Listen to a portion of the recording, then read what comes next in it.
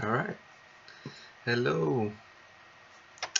So today is the beginning of a new month, June 1st, 2022, in the year of our Lord.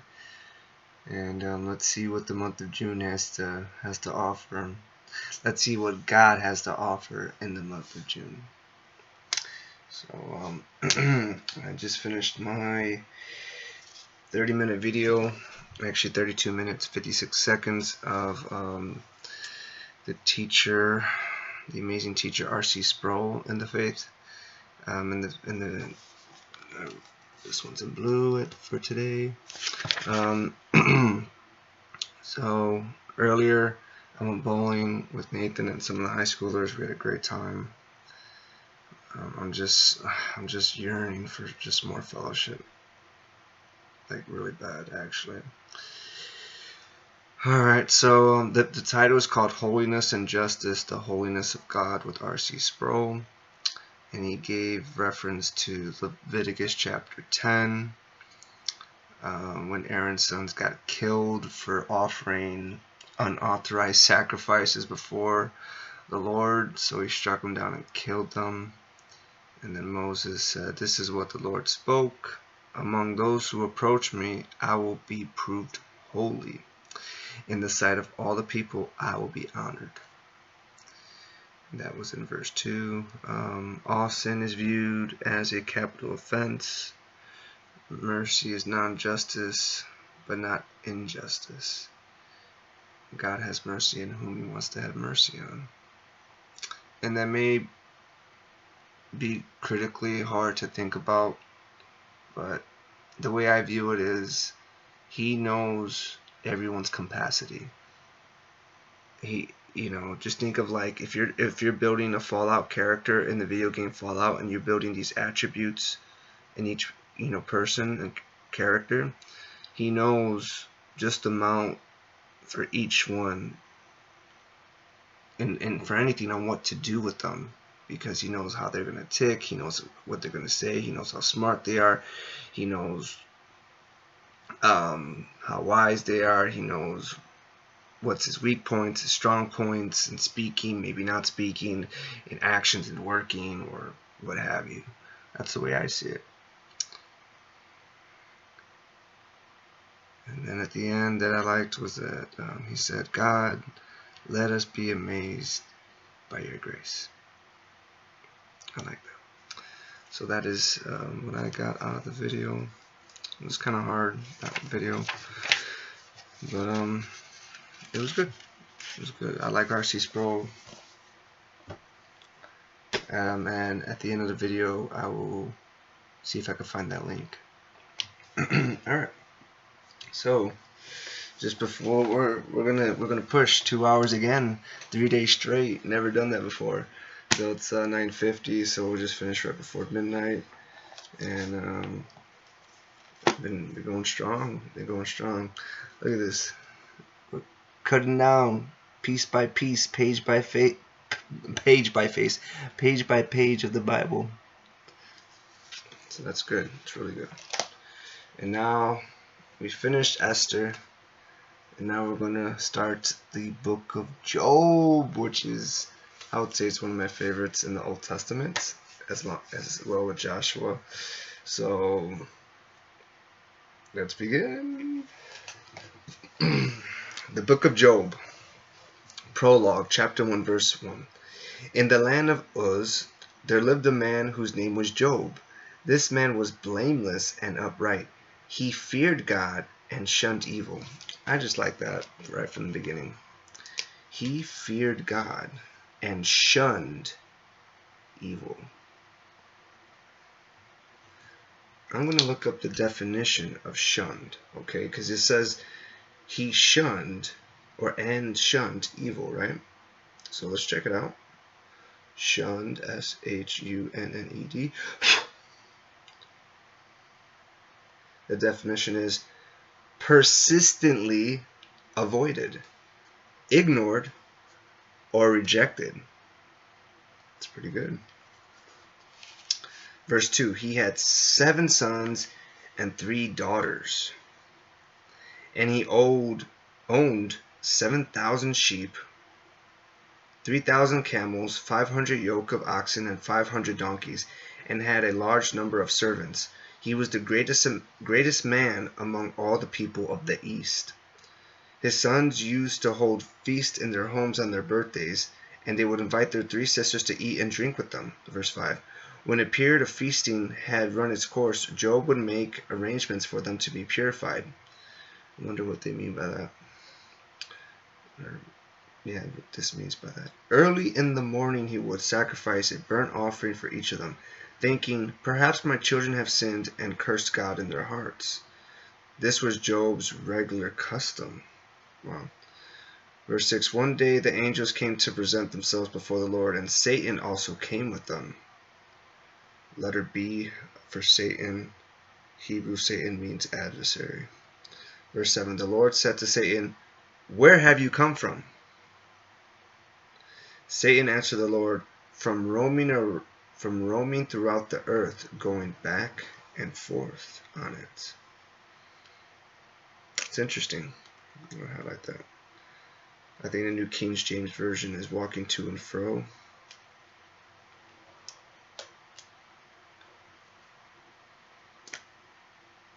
It says roaming throughout the earth, going back and forth on it. Verse 8, then the Lord said to Satan, have you considered my servant Job? There is no one on earth like him. He is blameless and upright, a man who fears God and shuns evil. Okay, it's just interesting to me. It's just my own thoughts here. It says, the Lord said to Satan, have you considered my servant Job? There is no one on earth like him. And I'm thinking, well, there's no one on earth like me. There's no one on earth like you. You know, it's like we're all different. But, yeah. He is blameless and upright, a man who fears God and shuns evil. Does Job fear God for nothing? Satan replied. Verse 10, have you not put a hedge around him and his household and everything he has?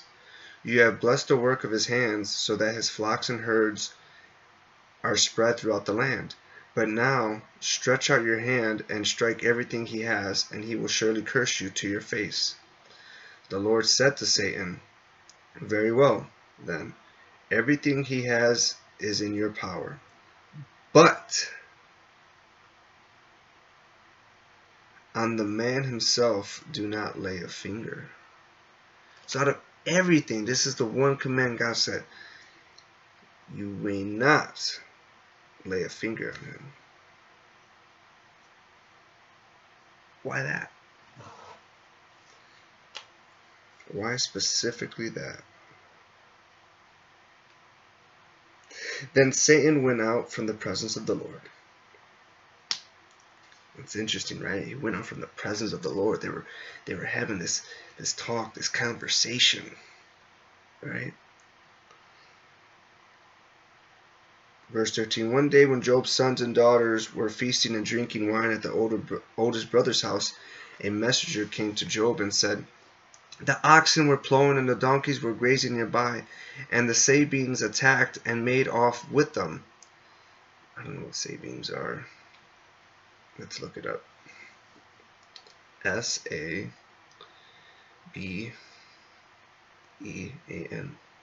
Yes. Ancient people of South Arabia. What? I didn't know that. So all of a sudden the devil had these people come and take his animals. They put the servants to the sword, and I am the only one who has escaped to tell you. Verse 16, while he was still speaking, another messenger came and said, the fire of God fell from the heavens and burned up the sheep and the servants, and I am the only one who has escaped to tell you. While he was still speaking, another messenger came and said, the Chaldeans formed 3 raiding parties and swept down on your camels and made off with them. They put the servants to the sword, and I am the only one who has escaped to tell you.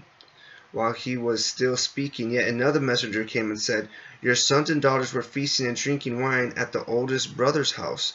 when suddenly a mighty wind swept in from the desert and struck the four corners of the house. It collapsed on them, and they are dead. And I am the only one who has escaped to tell you. That completes verse 19. So I wonder if the devil had these powers to cause the wind, or was it God himself? Alright, that's my question. Verse 20. At this, Job got up and tore his robe and shaved his head. Then he fell to the ground in worship and said, Naked I came from my mother's womb, and naked I will depart. The Lord gave, and the Lord has taken away. May the name of the Lord be praised. I'm going to highlight that. Wow, that was...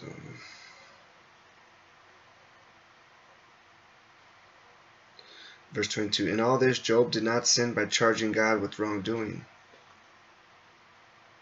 Isn't that beautiful? Isn't that good? That completes chapter 1. Chapter 2, verse 1. On another day, the angels came to present themselves before the Lord.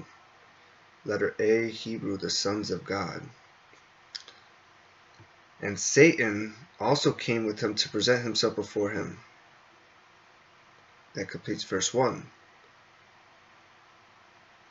See, it says the angels, plural. Man. And verse 2, and the Lord said to Satan, where have you come from? Satan answered the Lord, from roaming throughout the earth, going back and forth on it.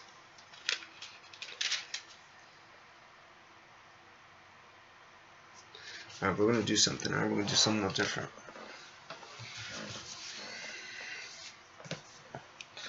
We are going to go to the New King James Version, and we're going to read what it says, okay? We can take our time. Yes, we can. Job. Chapter 2, the beginning.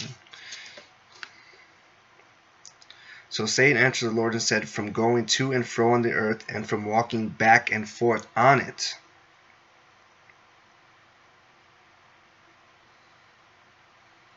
There's no footnotes for that. So we're going to go to our next thing. The NIV Study Bible that I got in Colorado Christian University. Okay, Job chapter 2.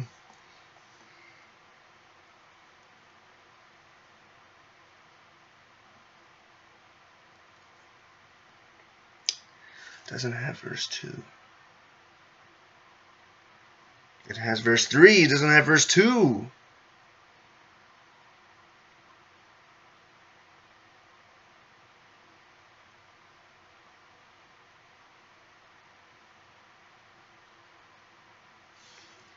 I want some more like details on that in verse 2, where it says, and the Lord said to Satan, where have you come from? Satan answered the Lord, from roaming throughout the earth, going back and forth on it. So let me do this. Let me go back to chapter 1, verse 7. Let me see if it has that. 1:7. And it doesn't even have that, because we don't know. Alright, this is the last one, guys. I just got this too. I'm going to look up the ESV, alright?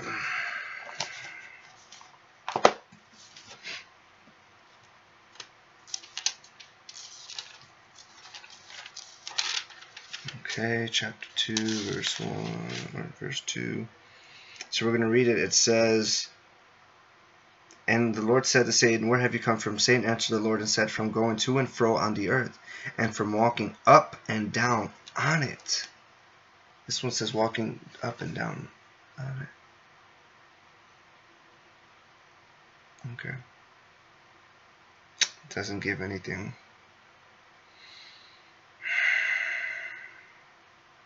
It does say from chapter 2, 1 through 6, the challenge in heaven, the second glimpse of the heavenly court, deliberately echoes the first, which I had said in chapter 1. Taking ultimate responsibility for Job's calamities, the Lord again fixes Satan's attention to Job's blameless and God-honoring character.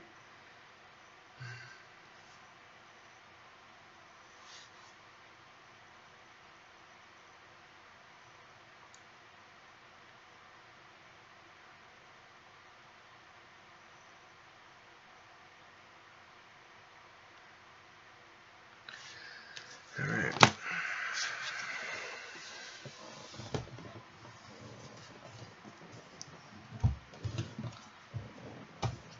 So let's keep going.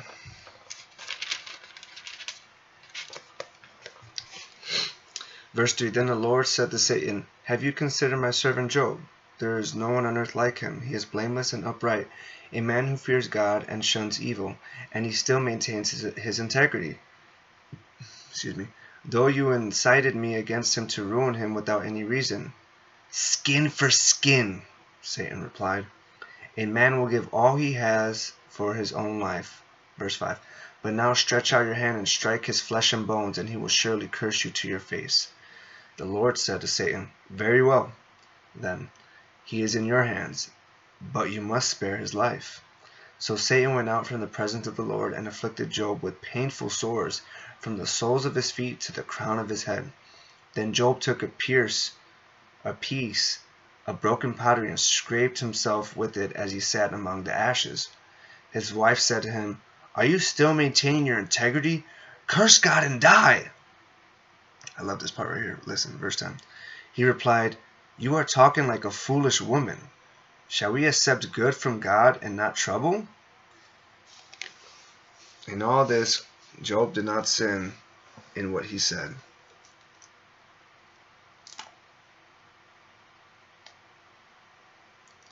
You foolish woman. It's like, man, like, what are you talking about, woman? Like, verse 11. When Job's three friends, wow, already in chapter 2, the three friends come.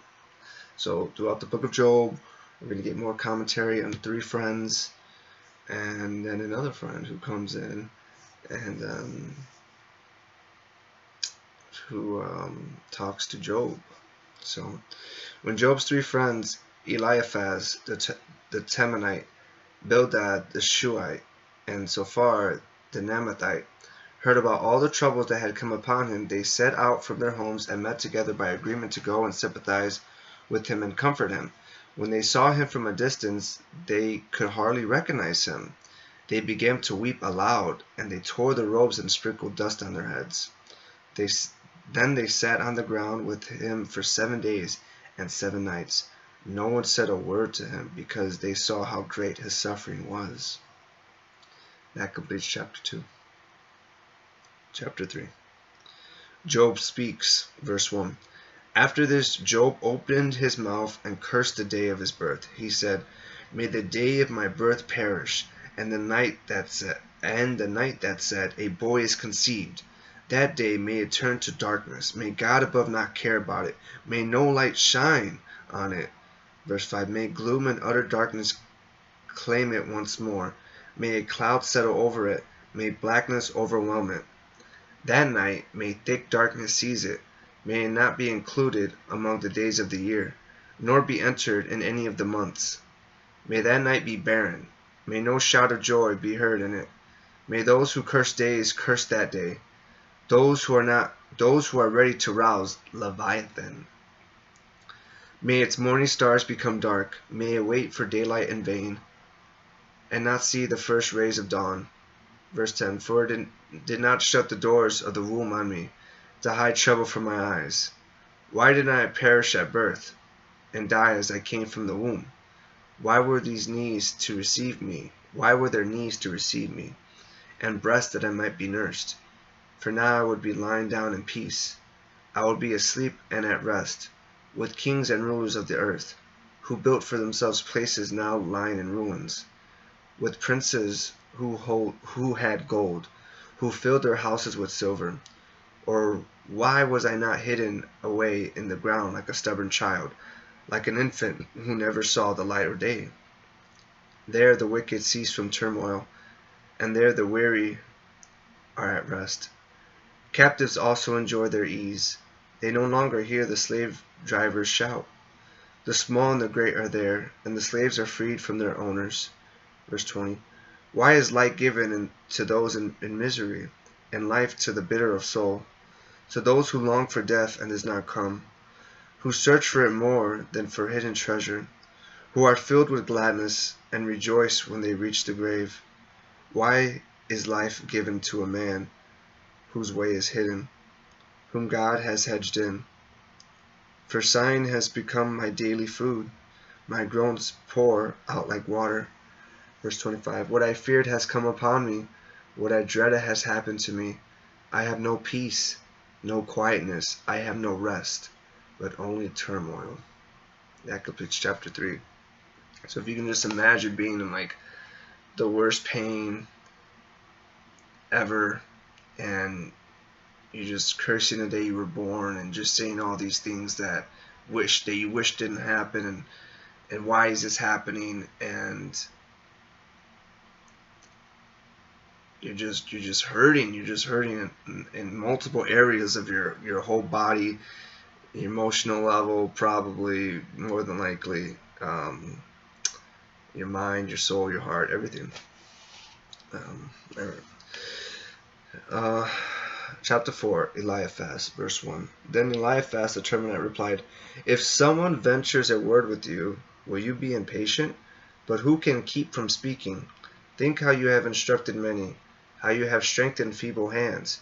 Your words have supported those who stumbled. You have strengthened flattering knees. Verse 5. But now trouble comes to you, and you are discouraged. It strikes you, and you are dismayed. Should not your pity be your confidence, and your blameless ways your hope? Consider now, who, being innocent, has ever perished? Where were the upright ever destroyed?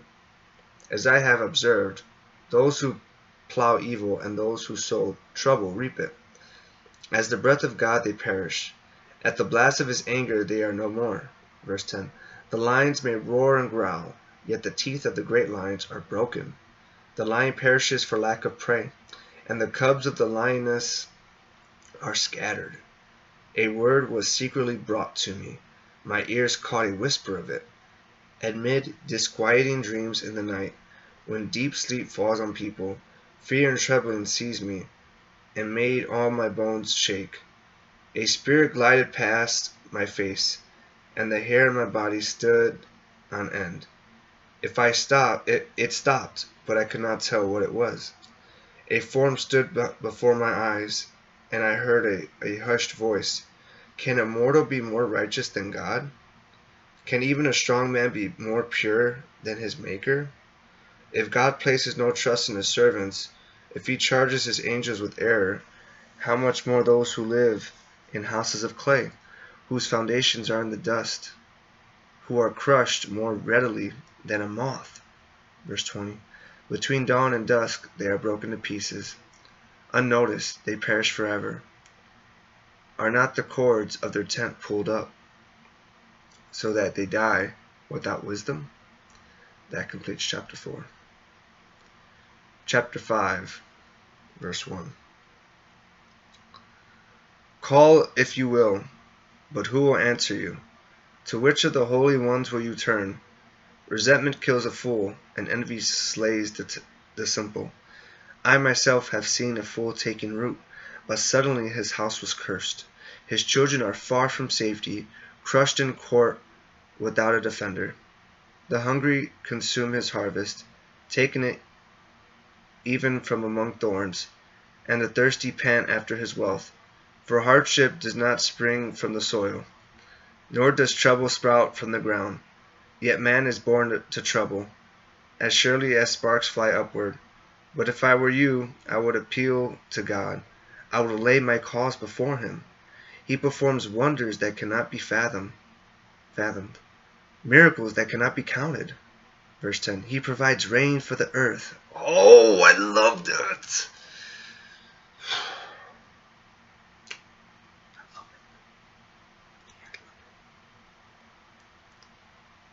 Who controls the weather? God controls the weather. He sends water on the countryside. The lowly he sets on high, and those who mourn are lifted to safety. He thwarts the plans of the crafty, so that their hands achieve no success. He catches the wise in their craftiness. Ooh, I believe Paul brings this up in 1 Corinthians. I'm just going to give it another highlight in my Bible. And the schemes of the wily are swept away. Verse 14. Darkness comes upon them in the daytime. At noon they grope as in the night. He saves the needy from the sword in their mouth. He saves them from the clutches of the powerful. So the poor have hope, and injustice shuts its mouth. Blessed is the one whom God corrects. So do not despise the discipline of the Almighty. Again, these are in the New Testament. When we get there, it's quoted back. Do not despise the chastening of the Lord. Verse 18, for he wounds, but he also binds up. He injures, but his hands also heal. From 6 calamities he will rescue you. In 7, no harm will touch you. In verse 20, in famine he will deliver you from death, and in battle from the stroke of the sword. You will be protected from the lash of the tongue, and need not fear from when destruction comes. That completes verse 21. I just thought about, the famines that happen around the world. And, I don't know how that happens. I don't know the entirety of it. But it's like, why? Why does that happen? Why do these famines happen? It's like, do we not know what it feels like to go hungry? Do we not care that these famines happen around the world? Verse 22, you will laugh at destruction and famine, and need not fear the wild animals, for you will have a covenant with the stones of the field, and the wild animals will be at peace with you. You will know that your tent is secure. You will take stock of your property and find nothing missing. Verse 25, you will know that your children will be many, and your descendants like the grass of the earth. You will come to the grave in full vigor, like sheaves gathered in season. We have examined this, and it is true. So hear it and apply it to yourself. That completes chapter 5. Alright, chapter 6, verse 1. Then Job replied, if only my anguish could be weighed, and all my misery be placed on the scales. Okay, that completes verse 2. I really like that. Because he's like, if you could only know how much pain I'm in, all this misery, and it could be like counted, it could be measured, you would know that it's high, it's a lot, Verse 3, it would surely outweigh the sand of the seas. So he even goes to the length that it's so much that it's more than the sand of the ocean, sand of the seas. No wonder my words had been impetuous. The arrows of the Almighty are in me. My spirit drinks in their poison. God's terror are marshaled against me. Verse 5, does a wild donkey bray when it has grass, or an ox bellow when it has fodder? Is tasteless food eaten without salt, or is there flavor in the sap of the mallow? I refuse to touch it. Such food makes me ill. Oh, that I might have my request, that God will grant what I hope for, that God will be willing to crush me, to let loose his hand and cut off my life. Verse 10, then I will still have this consolation, my joy in unrelenting pain, that I had not denied the words of the Holy One. What strength do I have that I should still hope? What prospects that I should be patient? Do I have the strength of stone? Is my flesh bronze? Do I have any power to help myself, now that success has been driven from me? Anyone who withholds kindness from a friend forsakes the fear of the Almighty. Verse 15, but my brothers are as undependable as intermittent streams, as the streams that overflow. When darkened by thawing ice and swollen with melting snow, but that stop flowing in the dry season, and in the heat vanish from their channels. Caravans turn aside from their routes. They go off into the wasteland and perish. The caravans of Tema look for water. The traveling merchants of Sheba look in hope. Verse 20. They are distressed because they had been confident. They arrived there only to be disappointed. Now you too have poured, verse 21. Now you too have proved to be of no help. You see something dreadful and are afraid. Have I ever said, give something on my behalf, pay ransom for me from your wealth, deliver me from the hand of the enemy, rescue me from the clutches of the ruthless? Teach me, and I will be quiet. Show me where I have been wronged. Verse 25. How painful are honest words! But what do your arguments prove? Do you mean to correct what I say, and treat my desperate words as wind? You would even cast lots for the fatherless, and barter away your friend. But now be so kind as to look at me. Would I lie to your face? Relent, do not be unjust. Reconsider, for my integrity is at stake. Verse 30. Is there any wickedness on my lips? Can my mouth not discern malice? And that completes chapter 6. Chapter 7, verse 1. Do not mortals have hard service on earth? Are not their days like those of hired laborers, like a slave longing for the evening shadows? Or a hired laborer waiting to be paid? So I have been allotted months to futility, and nights of misery have been assigned to me. When I lie down, I think, how long before I get up? The night drags on, and I toss and turn until dawn. Verse 5. My body is clothed with worms and scabs. My skin is broken and festering. My days are swifter than a weaver's shuttle, and they come to an end without hope. Remember, O God, that my life is but a breath. My eyes will never see happiness again. The eye that now sees me will see me no longer. You will look for me, but I will be no more. As a cloud vanishes and is gone, so one who goes down to the grave does not return. Verse 10. He will never come to his house again. His place will know him no more. Therefore I will not keep silent. I will speak out in the anguish of my spirit. I will complain in the bitterness of my soul. Am I the sea or the monster of the deep, that you put me under guard? When I think my bed will comfort me, and my couch will ease my complaint, even when you frighten me with dreams and terrify me with visions. Verse 15. So that I prefer strangling and death, rather than this body of mine. I despise my life. I would not live forever. Let me alone. My days have no meaning. What is mankind that you make so much of them, that you give them so much attention, that you examine them every morning and test them every moment?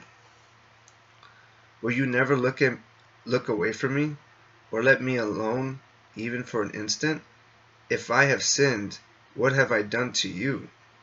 You who see everything we do, why have you made me your target? Have I become a burden to you? Why do you not pardon my offenses and forgive my sins? For I will soon lie down in the dust. You will search for me, but I will be no more. That completes chapter 7. So Job's asking very deep, critical questions in how his friends are treating him, how they're looking at him, how they're analyzing things. These are questions of overall life while he's in pain. Like, what's the point? Chapter 8, Bildad. Verse 1. Then Bildad the Shuhite replied, How long will you say such things? Your words are a blustering wind. Does God pervert justice? Does the Almighty pervert what is right? When your children sinned against him, he gave them over to the penalty of their sin. Verse 5. But if you will seek God earnestly and plead with the Almighty, if you are pure and upright, even now he will rouse himself on your behalf and restore you to your prosperous state. Your beginnings will seem humble, so prosperous will your future be. as the former generation and find out what their ancestors learned. Verse 9.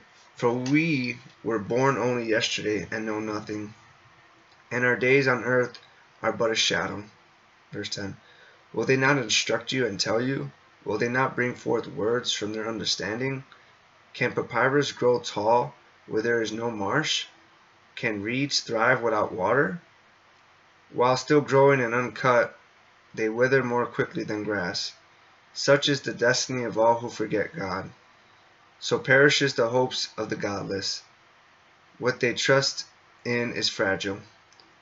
What they rely on is a spider's web. Verse 15. They lean on the web, but it goes away. They cling to it, but it does not hold. They are like a well-watered plant in the sunshine, spreading its shoots over the garden.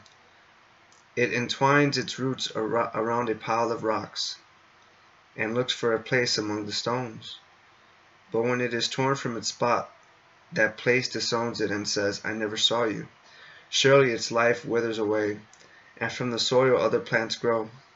Surely God does not reject one who is blameless, or strengthen the hands of evildoers. Verse 21.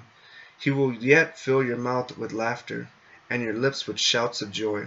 Your enemies will be clothed in shame, and the tents of the wicked will be no more. And that completes chapter 8. Little break. It's my water.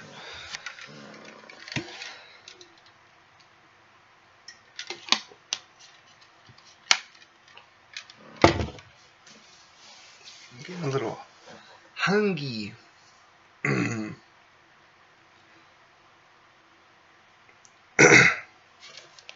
Chapter 9. Job, verse 1. Then Job replied, Indeed, I know that this is true. But how can mere mortals prove their innocence before God? That's a great question. Though they wished to dispute with him, they could not answer him one time out of 1,000. His wisdom is profound, his power is vast.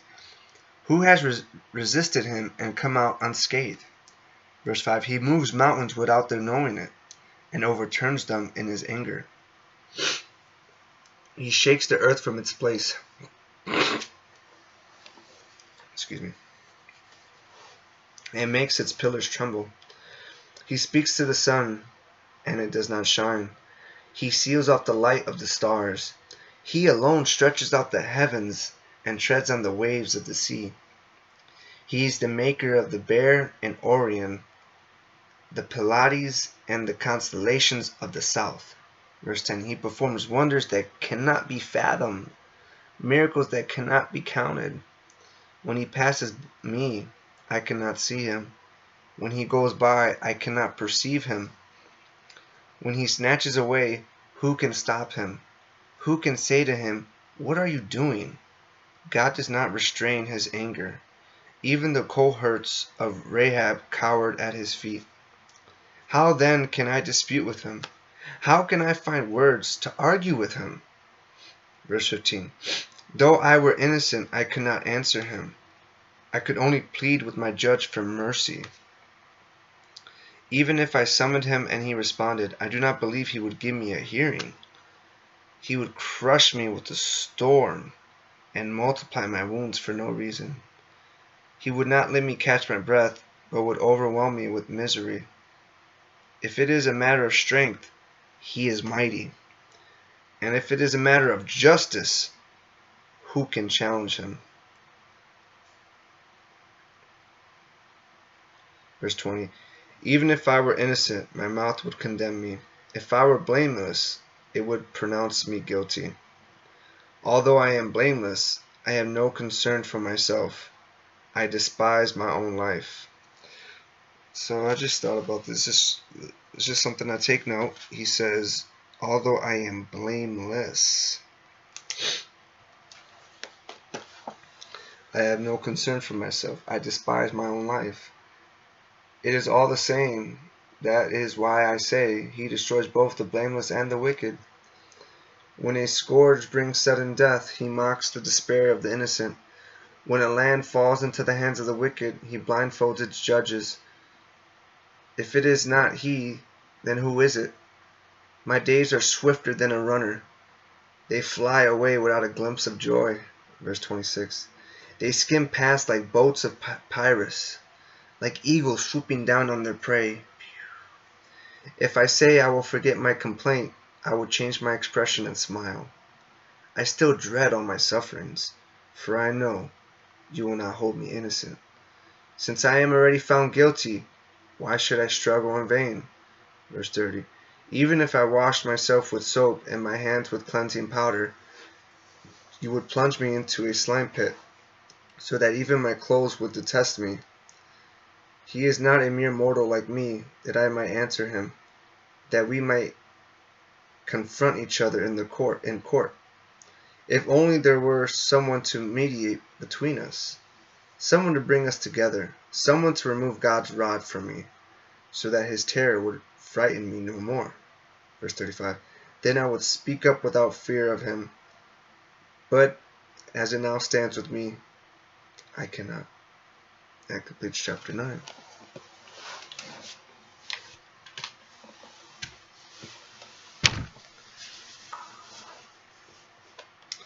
Chapter 10, verse 1. I loathe my very life. Therefore I will give free rein to my complaint, and speak out in the bitterness of my soul. I say to God, do not declare me guilty, but tell me what charges you have against me.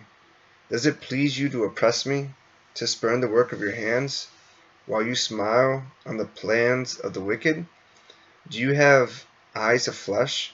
Do you see as a mortal sees? Verse 5.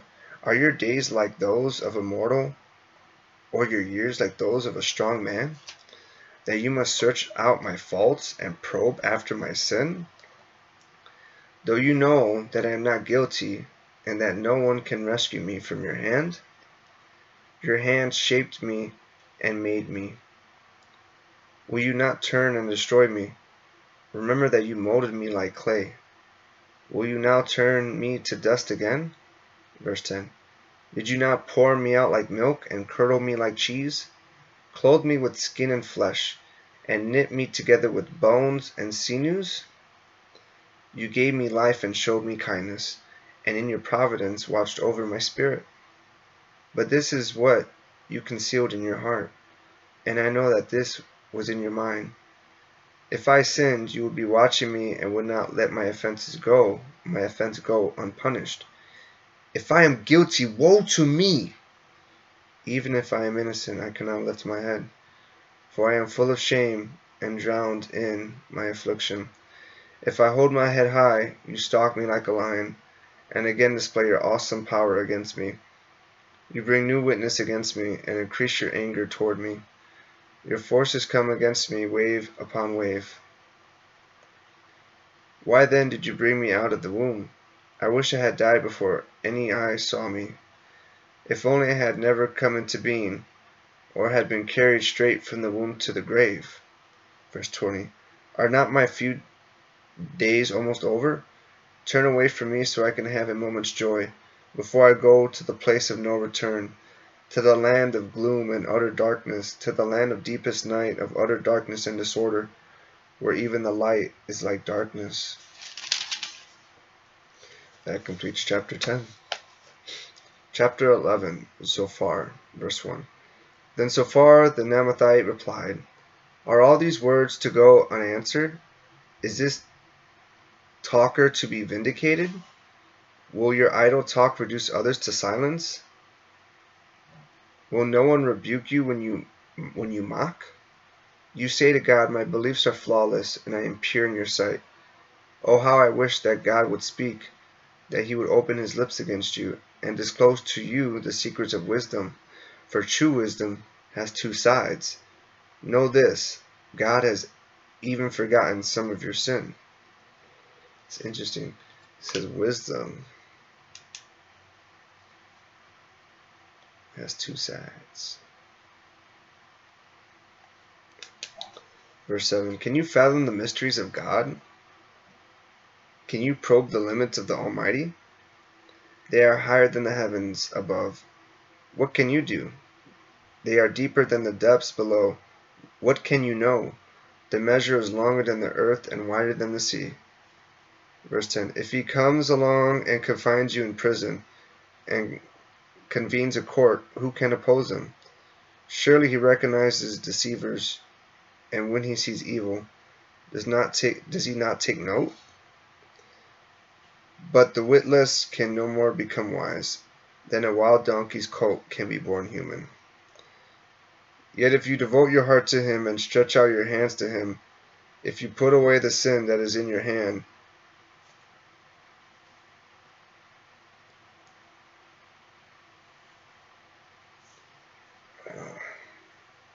all of a sudden my mind wants to get a headache, slight headache.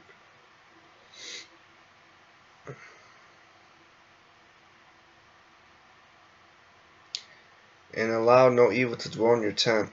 Verse 15. Then free of fault you will lift up your face. You will stand firm and without fear.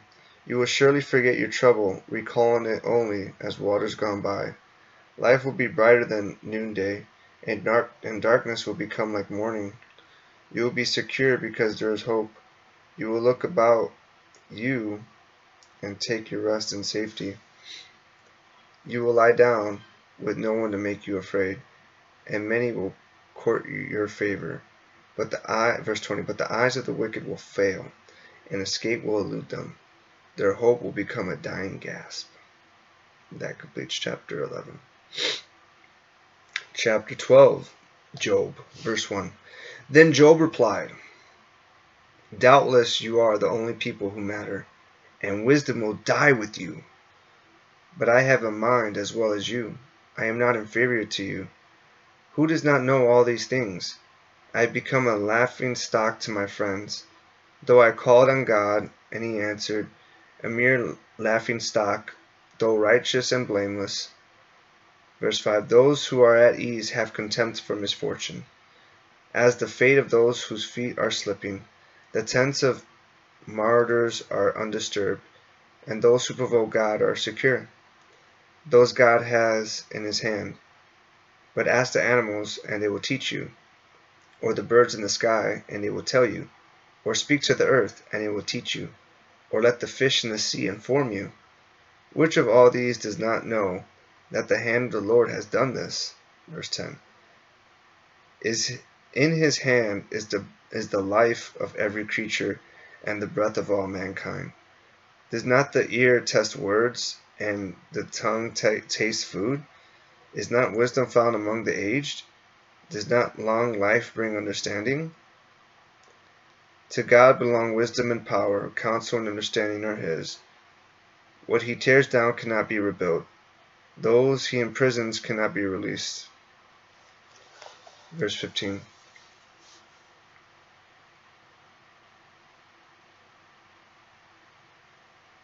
Just think about my grandfather right now.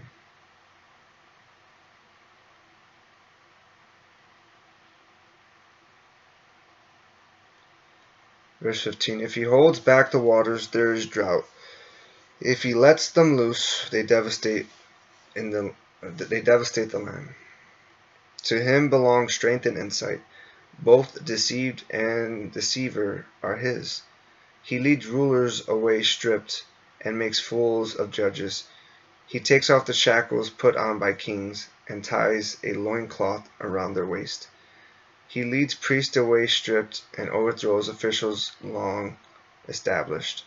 Verse 20. He silences the lips of trusted advisers, and takes away the discernment of elders. He pours contempt on nobles, and disarms the mighty. He reveals the deep things of darkness, and brings utter darkness into the light. He makes nations great, and destroys them. He enlarges nations, and disperses them. He deprives the leaders of the earth of their reason. He makes them wander in a trackless waste.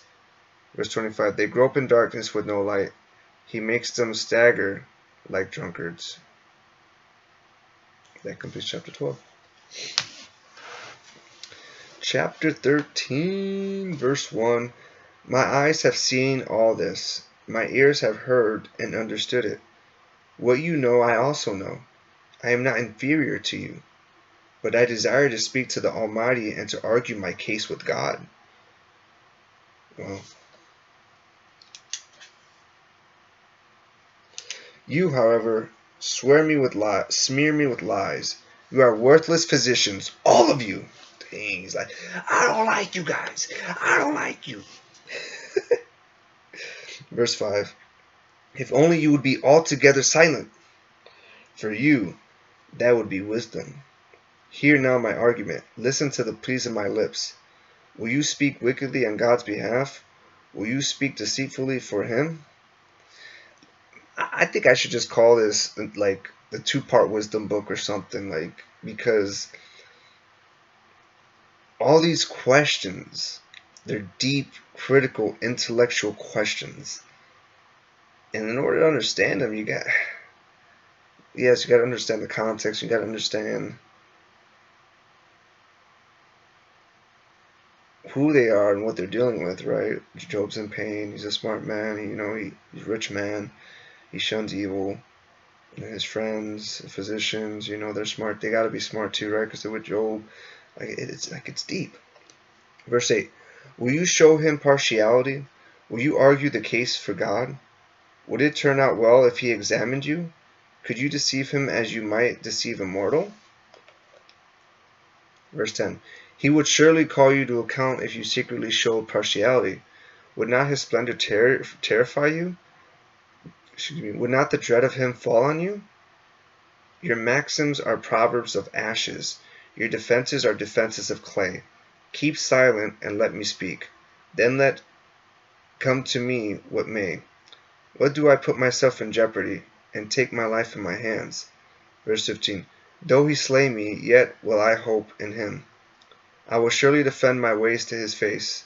Indeed, this will turn out for my deliverance, for no godless person would dare come before him. Listen carefully to what I say. Let my words ring in your ears. Now that I have prepared my case, I know I will be vindicated. Can anyone bring charges against me? If so, I will be silent and die. Verse 20. Only grant me these two things, God, and then I will not hide from you.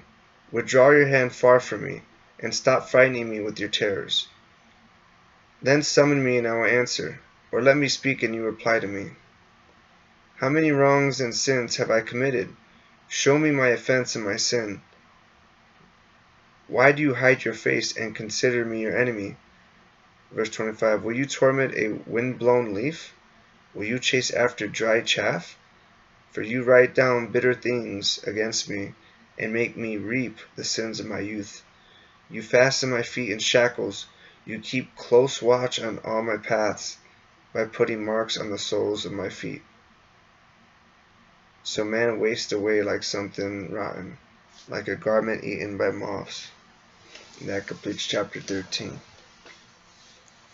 Chapter 14, verse 1. Mortals born of woman are of few days and full of trouble.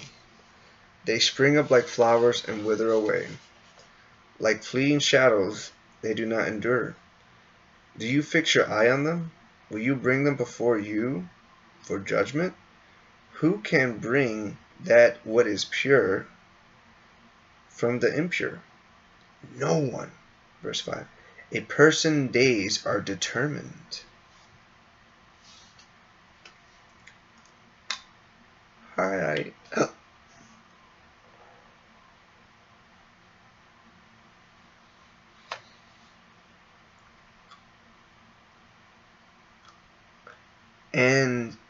You have decreed the number of his months, and have set limits he cannot exceed.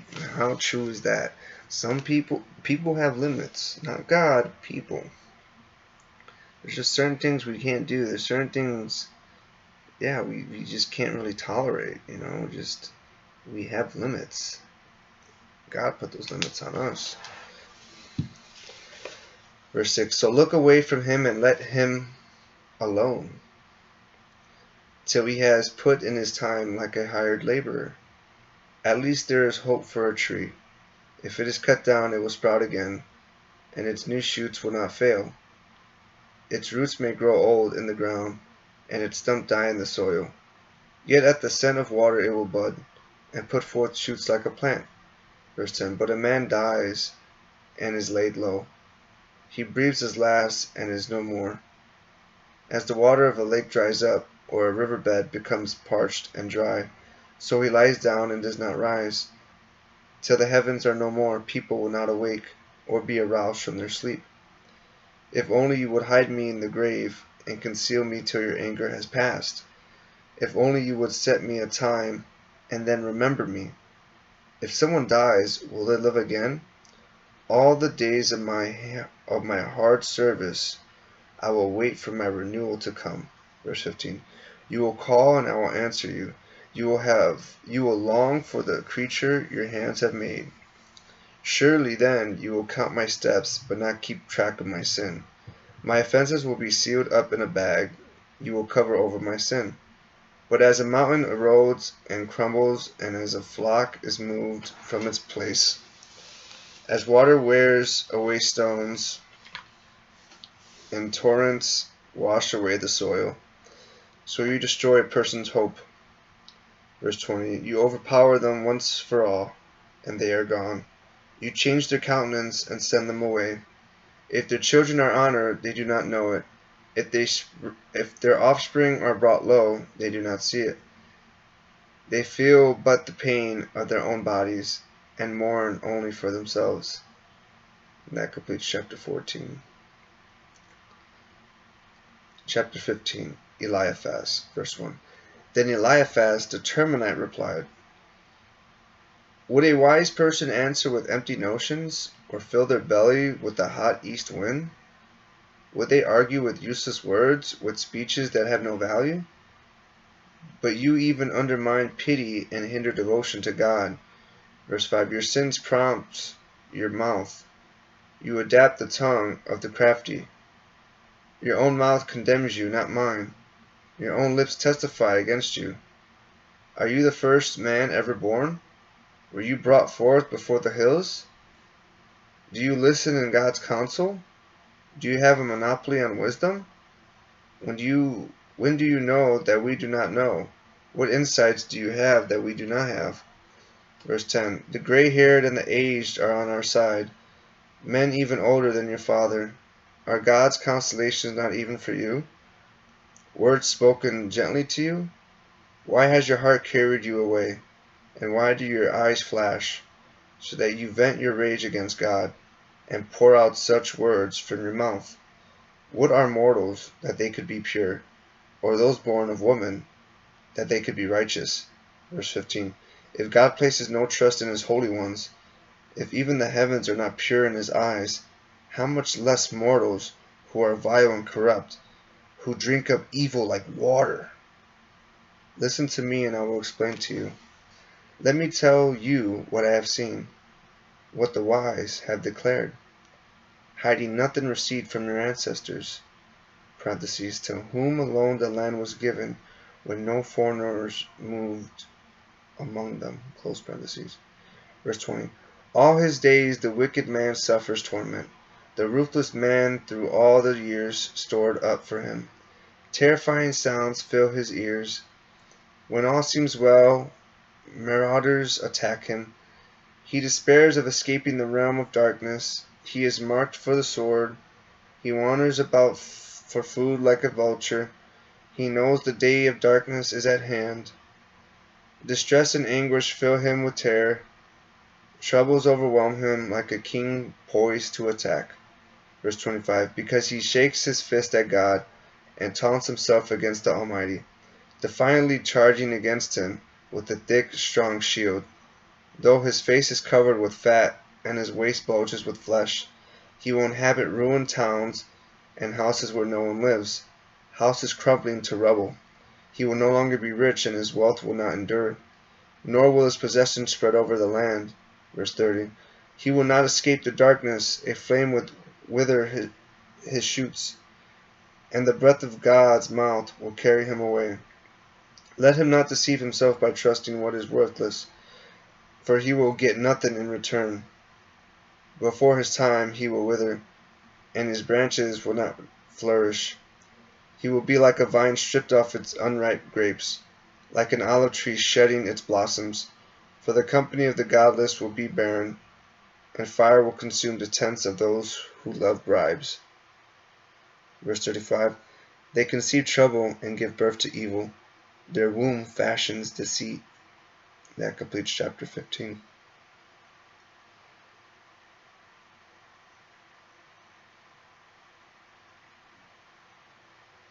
Chapter 16. Verse 1. Then Job replied, I have heard many things like these. You are miserable comforters, all of you. Will your long-winded speeches never end? What ails you that you keep on arguing? I also can speak like you. If you were in my place, I could make fine speeches against you and shake my head at you. Verse 5. But my mouth would encourage you. Comfort from my lips would bring you relief. Yet if I speak, my pain is not relieved, and if I refrain, it does not go away. Surely, God, you have worn me out. You have devastated my entire household. You have shriveled me up, and it has become a witness. My gauntness rises up and testifies against me. God assails me and tears me up in his anger, and gnashes his teeth at me. My opponent fastens on me his piercing eyes. Verse 10. People open their mouths to jeer at me. They strike my cheek in scorn, and unite together against me. God has turned me over to the ungodly and thrown me into the clutches of the wicked. All was well with me, but he shattered me. He seized me by the neck and crushed me. He has made me his target. His archers surround me. Without pity he pierces my kidneys and spills my gall on the ground. Again and again he bursts upon me. He rushes at me like a warrior. Verse 15. I have sewed sackcloth over my skin and buried my brow in the dust. My face is red with weeping. Dark shadows ring my eyes. Yet my hands have been free of violence, and my prayer is pure.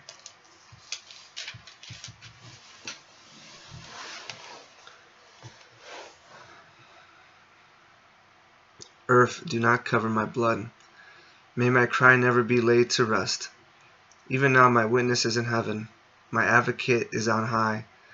Verse 20. My intercessor is my friend, as my eyes pour out tears to God.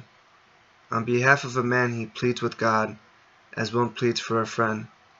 Only a few years will pass before I take the path of no return. And that completes chapter 16. Chapter 17. My spirit is broken. My days are cut short. The grave awaits me. Surely mockers surround me.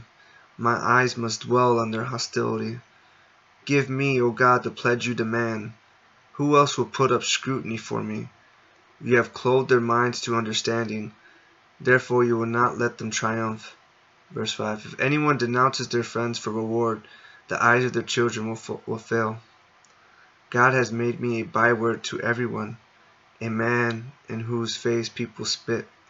My eyes have grown dim with grief. My whole frame is but a shadow. The upright are appalled at this. The innocent are aroused against the ungodly. Nevertheless, the righteous will hold to their ways, and those with clean hands will grow stronger. Verse 10. But come on, all of you, try again. I will not find a wise man among you. My days have passed, my plans are shattered, yet the desires of my heart turn night into day. In the face of the darkness, light is near. If the only home I hope for is the grave, if I spread out my bed in the realm of darkness, if I say to corruption, you are my father, and to the worm, my mother or my sister, verse 15, where then is my hope? Who can see any hope for me? Will they go down to the gates of death? Will we descend together into the dust? That completes chapter 17. Chapter 18. Bildad, verse 1. Then Bildad the Shuhite replied, when will you end these speeches? Be sensible, and then we can talk. Why are we regarded as cattle and considered stupid in your sight? You who tear yourselves to pieces in your anger, is the earth to be abandoned for your sake? or must the rocks be moved from their place? Verse 5.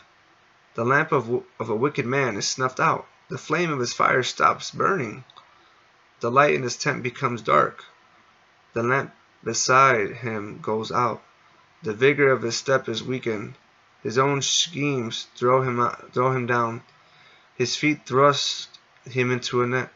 He wanders into its mesh. A trap seizes him by the heel. A snare holds him fast.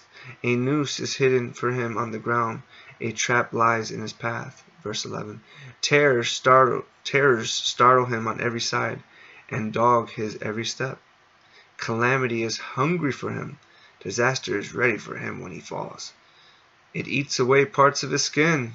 Death's firstborn devours his limbs. He is torn from the security of his tent and marched off to the king of terrors. Verse 15. Fire resides in his tent. Burning sulfur is scattered over his dwelling. His roots dry up below, and his branches wither above. The memory of him perishes from the earth. He has no name in the land. He is driven from light into the realm of darkness, and is banished from the world. He has no offspring or descendants among his people, no survivor where once he lived. Verse 20. People of the west are appalled at his fate. Those of the east are seized with horror. Surely such is the dwelling of an evil man. Such is the place of one who does not know God. Next up is chapter 18. Chapter 19. Job. Verse 1. Then Job replied, how long will you torment me and crush me with words? 10 times now you have reproached me. Shamelessly you attack me. If it is true that I have gone astray, my errors remain my concern alone. If indeed you would exalt yourselves above me, and use my humiliation against me. Verse 6. Then know that God has wronged me, and drawn his net around me. Though I cry violence, I get no response. Though I call for help, there is no justice. He has blocked my way so I cannot pass. He has shrouded my paths in darkness. He has stripped me of my honor and removed the crown from my head. Verse 10. He tears me down on every side till I am gone. He uproots my hope like a tree. His anger burns against me. He counts me among his enemies. His troops advance in force. They build a siege ramp against me and encamp around my tent. He has alienated my family from me. My acquaintances are completely estranged from me. My relatives have gone away. My closest friends have forgotten me. My guests and my female servants count me a foreigner. They look on me as on a stranger. I summon my servant, but he does not answer. Though I beg him with my own mouth, my breath is offensive to my wife. I am loathsome to my own family. Even the little boys scorn me. When I appear, they ridicule me. All my intimate friends detest me. Those I love have turned against me. Verse 20. I am nothing but skin and bones. I have escaped only by the skin of my teeth. Have pity on me, my friends. Have pity. For the hand of God has struck me. Why do you pursue me as God does? Will you never get enough of my flesh? Oh, that my words were recorded, that they were written on a scroll, that they were inscribed with an iron tool on lead, or engraved in rock forever. Verse 25. I know that my Redeemer lives, and that in the end he will stand on the earth. And after my skin has been destroyed, yet in my flesh I will see God. I myself will see him. With my own eyes, I, and not another. How my heart yearns within me. Verse 28. If you say, how will we hound him, since the root of the troubles lie in him? You should fear the sword yourselves, for wrath will bring punishment by the sword, and then you will know that there is judgment. And that completes chapter 19. Chapter 20. Zophar, verse 1. Then Zophar the Naamathite replied, my troubled thoughts prompt me to answer, because I am greatly disturbed. I hear a rebuke that dishonors me, and my understanding inspires me to reply. Surely you know how it has been from of old, ever since mankind was placed on the earth. Verse 5. that the mirth of the wicked is brief. The joy of the godless lasts but a moment. Though the pride of the godless person reaches to the heavens, and his head touches the clouds, he will perish forever, like his own dung. Those who have seen him will say, "Where is he?" Like a dream he flies away, no more to be found. Banished like a vision of the night. The eye that saw him will not see him again. His place will look on him no more. Verse 10. His children must make amends to the poor. His own hands must give back his wealth. The youthful vigor that fills his bones will lie with him in the dust. Though evil is sweet in his mouth, and he hides it under his tongue, though he cannot bear to let it go, and lets it linger in his mouth, yet his food will turn sour in his stomach, it will become the venom of serpents within him. Verse 15. He will spit out the riches he swallowed, God will make his stomach vomit them up. He will suck the poison of serpents, the fangs of an adder will kill him. He will not enjoy the streams, the rivers flowing with honey and cream.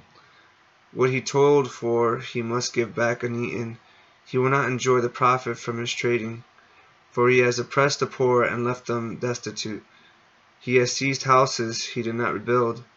Verse 20. Surely he will have no respite from his craving. He cannot save himself by his treasure. Nothing is left for him to devour. His prosperity will not endure. In the midst of his plenty, distress will overtake him. The full force of misery will come upon him. When he has filled his belly, God will vent his burning anger against him, and rain down his blows on him. Though he flees from an iron weapon, a bronze-tipped arrow pierces him. Verse 25. He pulls it out of his back, the gleaming point out of his liver. Terrors will come over him. Total darkness lies in wait for his treasures. A fire unfanned will consume him, and devour what is left in his tent. The heavens will expose his guilt. The earth will rise up against him. A flood will carry off his house. Rushing waters on the day of God's wrath. Verse 29. Such is the fate God allots the wicked, the heritage appointed for them by God. And that completes chapter 20.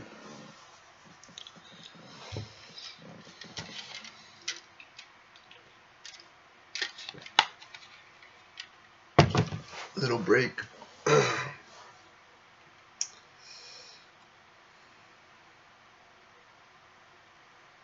Today was a good time with the high schoolers and Nathan. We went bowling today.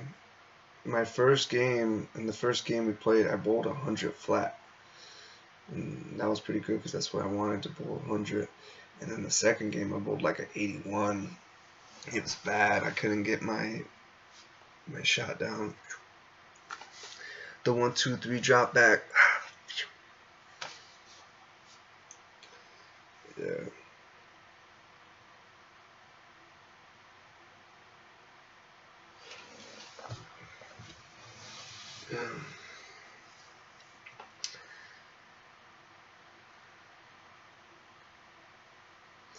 Just thinking about school, Palm Beach Atlantic University right now, and just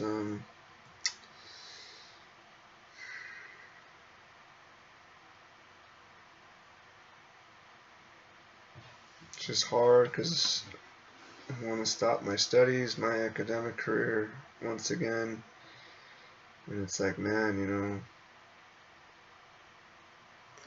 I wanted to get a taste of what it was like here in Florida at a Christian university, but I don't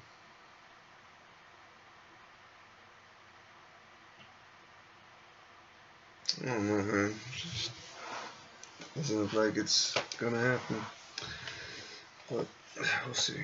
Alright. Job chapter 21 verse 1. Then Job replied, "Listen carefully to my words. Let this be the consolation you give me. Bear with me while I speak, and after I have spoken, mock on. Is my complaint directed to a human being? Why should I not be impatient?" Verse 5. Look at me and be appalled. Clap your hand over your mouth.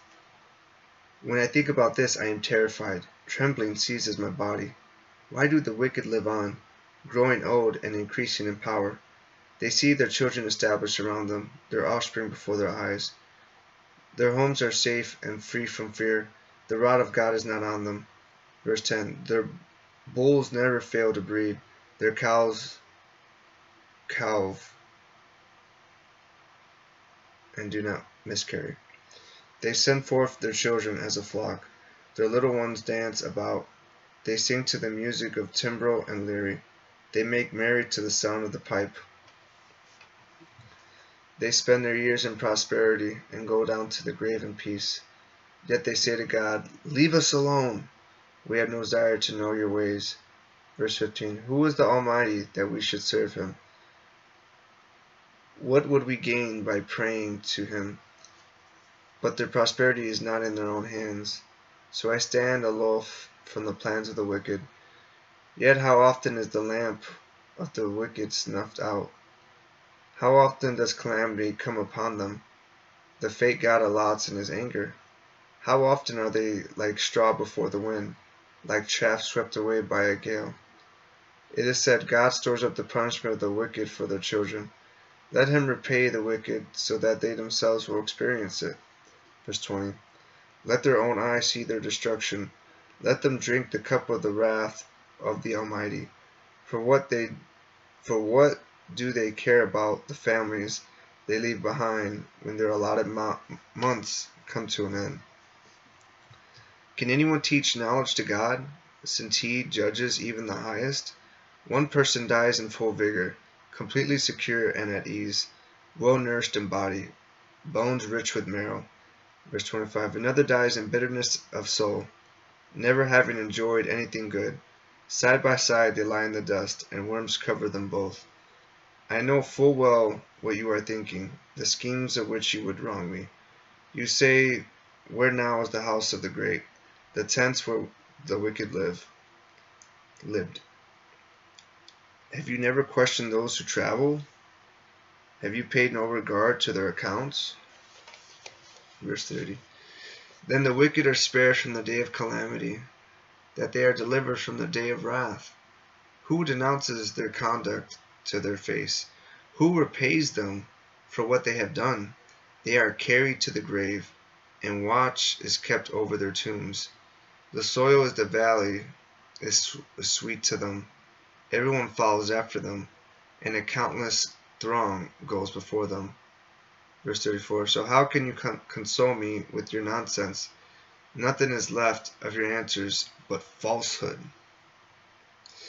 Man, that completes chapter 21. I'm just getting a lot of these thoughts in my mind, man.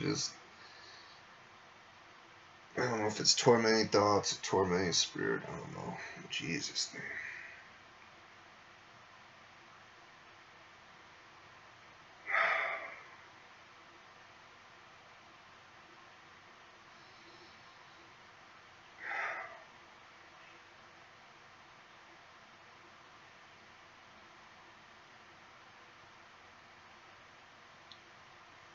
Chapter 22. Eliphaz, verse 1. Then Eliphaz the Temanite replied, Can a man be of benefit to God? Can even a wise person benefit him? What pleasure would it give the Almighty if you were righteous? What would he gain if your ways were blameless? Is it for your pity that he rebukes you and brings charges against you? Is not your wickedness great? Are not your sins endless? Verse 6. You demanded security from your relatives for no reason. You stripped people of their clothing, leaving them naked. You gave no water to the weary, and you withheld food from the hungry. Though you were a powerful man, owning land, an honored man, living on it. I'm going to highlight that because it's talking about Job's character.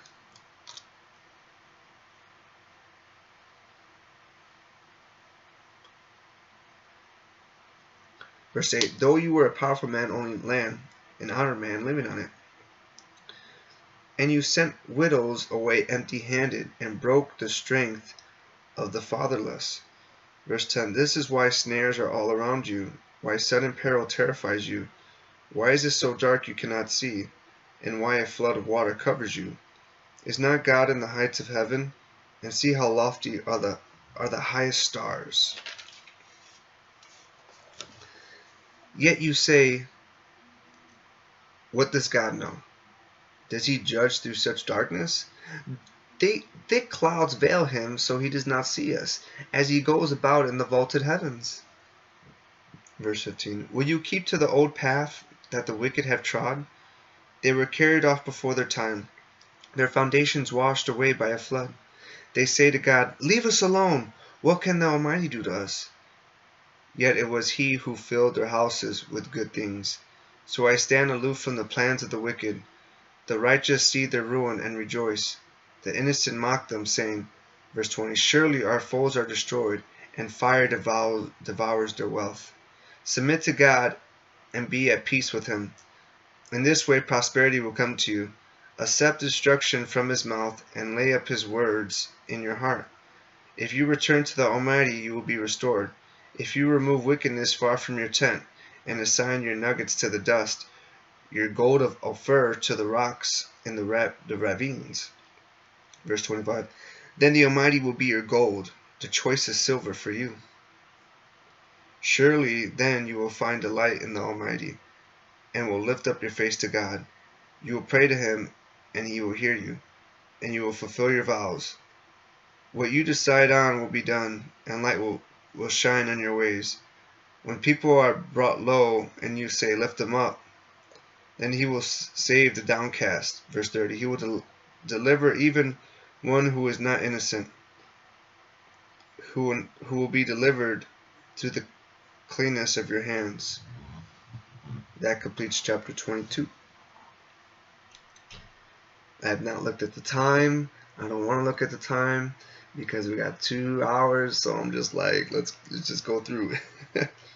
Verse 23, Job. Verse 1. Then Job replied, even today my complaint is bitter. His hand is heavy in spite of my groaning. If only I knew where to find him. If only I could go to his dwelling. I would state my case before him and fill my mouth with arguments. Verse 5. I would find out what he would answer me, and consider what he would say to me. Would he vigorously oppose me? No, he would not press charges against me. There the upright can establish their innocence before him, and there I would be delivered forever from my judge. But if I go to the east, he is not there. If I go to the west, I do not find him. When he is at work in the north, I do not see him. When he turns to the south, I catch no glimpse of him. Verse 10. But he knows the way that I take. When he has tested me, I will come forth as gold. My feet have closely followed his steps. I have kept to his way without turning aside. I have not departed from the commands of his lips.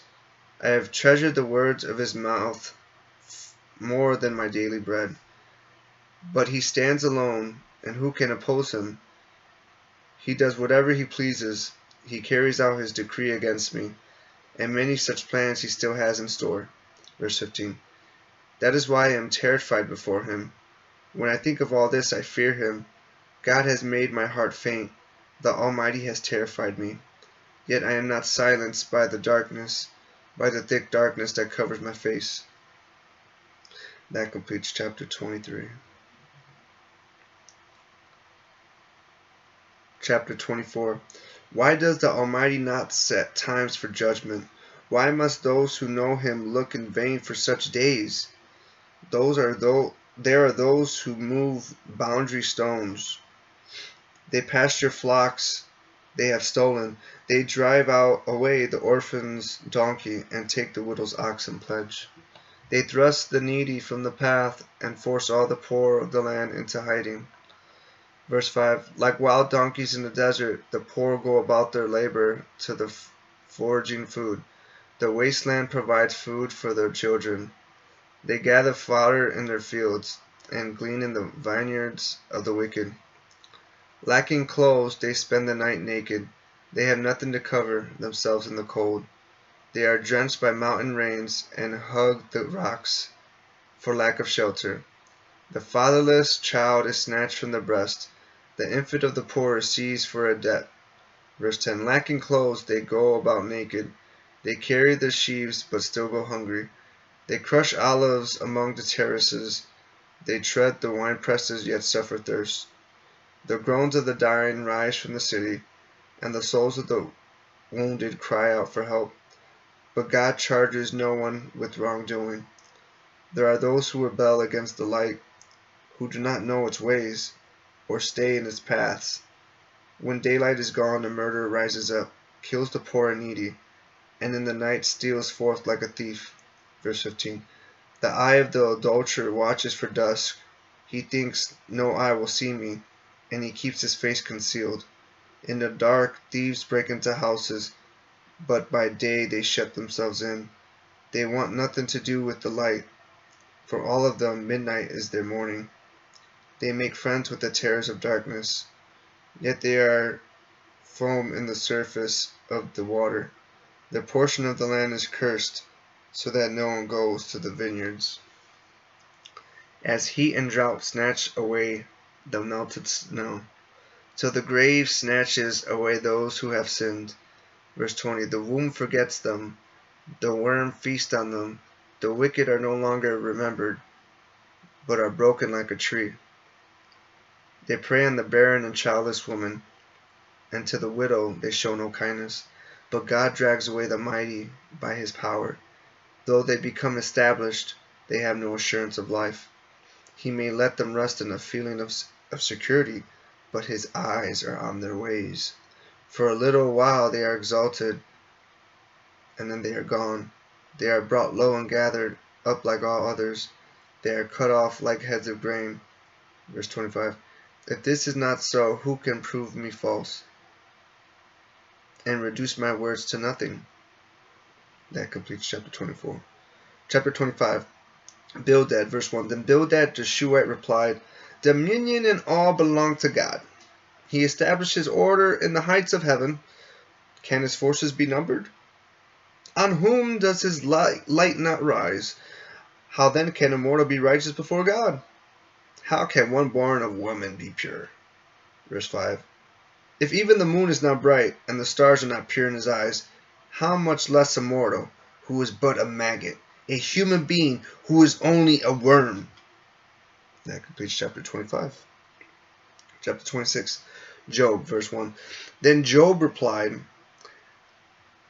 How you have helped the powerless, how you have saved the arm that is feeble. What advice you have offered to me without wisdom, and what great insight you have displayed.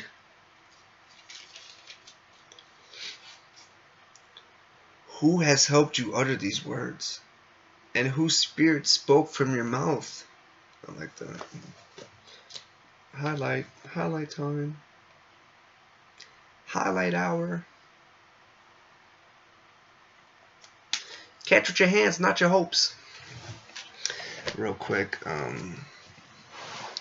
me finish the chapter, and then I'll say a little story. Verse 5. The dead are in deep anguish, those beneath the waters and all that live in them. The realm of the dead is naked before God. Destruction lies uncovered. I like how it says that. Verse 6. The realm of the naked, or the realm of the dead is naked before God. Like he sees all of it. It's just that powerful. Destruction lies uncovered. Verse 7. He spreads out the northern skies over empty space. He suspends the earth over nothing. He wraps up the waters in his clouds, yet the clouds do not burst under their weight. He covers the face of the full moon, spreading his clouds over it. Verse 10. He marks out the horizon on the face of the waters for a boundary between light and darkness. The pillars of the heavens quake, aghast at his rebuke. By his power he churned up the sea. By his wisdom he cut Rahab to pieces. By his breath the skies became fair. His hand pierced the gliding serpent. And these are but the outer fringe of his works. How faint the whisper we hear of him. Who then can understand the thunder of his power? That completes chapter 26. So earlier I was saying, catch with your hands, not your hopes. In the Marine Corps, I think this was 2016. Yeah, 2016 or late 2015. I got to play for one of the Marine Corps teams on base, and that was pretty cool. We were on two teams. We were on a headquarters team and then some other team. I was with Christopher. Christopher was in my unit, and we wanted to play football. He was the one who knew everything, who got us on the team. So I was like, cool, let's go. We got pads and everything. He was already going at it. And then I got two other guys, Martinez and Escamilla, and we played. And Christopher was really good, man. And I remember practicing before the game. We're just, you just kind of just. I mean, we didn't really have a structured team, but it was a fun team. They were funny. I mean, these guys, black people, are funny. So, this black guy was like throwing the ball to some other guy, and he threw the ball and he dropped it. And he's like, "Catch with your hands, not your hopes." I was like, how do you come up with that? How do you come up with that? It's so funny. That team was hilarious, man. I had fun.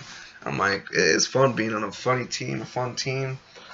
And the coach was funny too. He was like this Indian guy. He looked Indian, but I don't know, maybe Mexican. I don't know, but my gosh, it was just funny, like.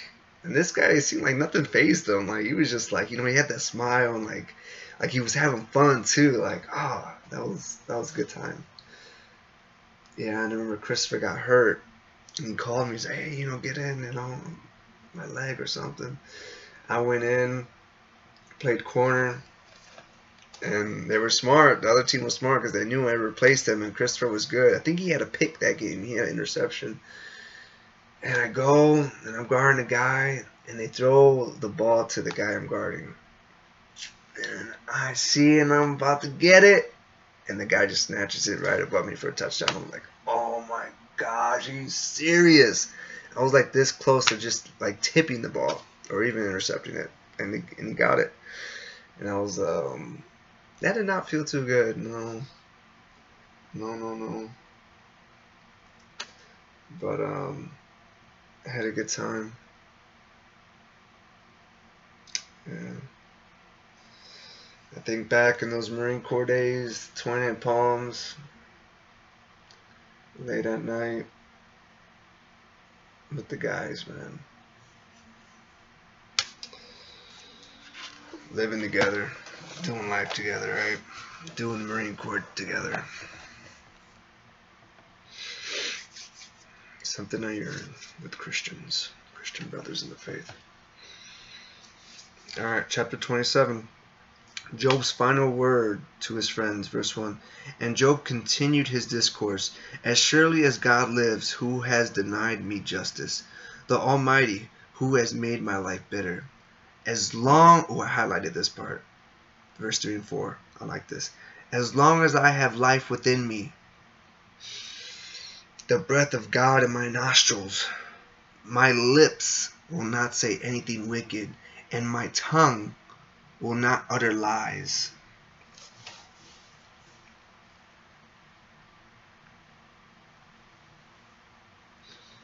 Alright, cousin's calling real quick on video. Hey.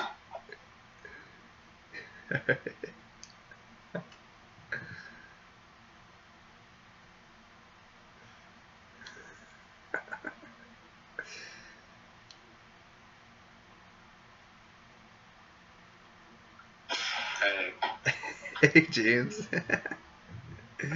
Hey, I'm doing my study right now. And I know you're probably gonna go to bed soon. I just got out of work. Yeah. Wait, I thought you didn't work today. Oh no, you don't work tomorrow and Friday. I don't work Friday. And tomorrow? Yes. You work tomorrow or no? Yes. Oh, you do. Oh, I thought you didn't work tomorrow and Friday. I work night shifts. Okay, are you gonna be up or are you gonna go to bed at your normal time? I'll be in bed, but I could try to call you in the morning. Okay. Like at 12 or 1. Okay, we could do that. Okay. Alright, man. Love you. Alright. Later. Alright, bye.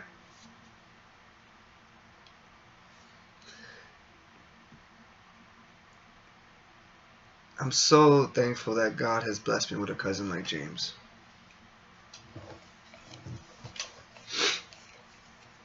He is amazing, and I miss him.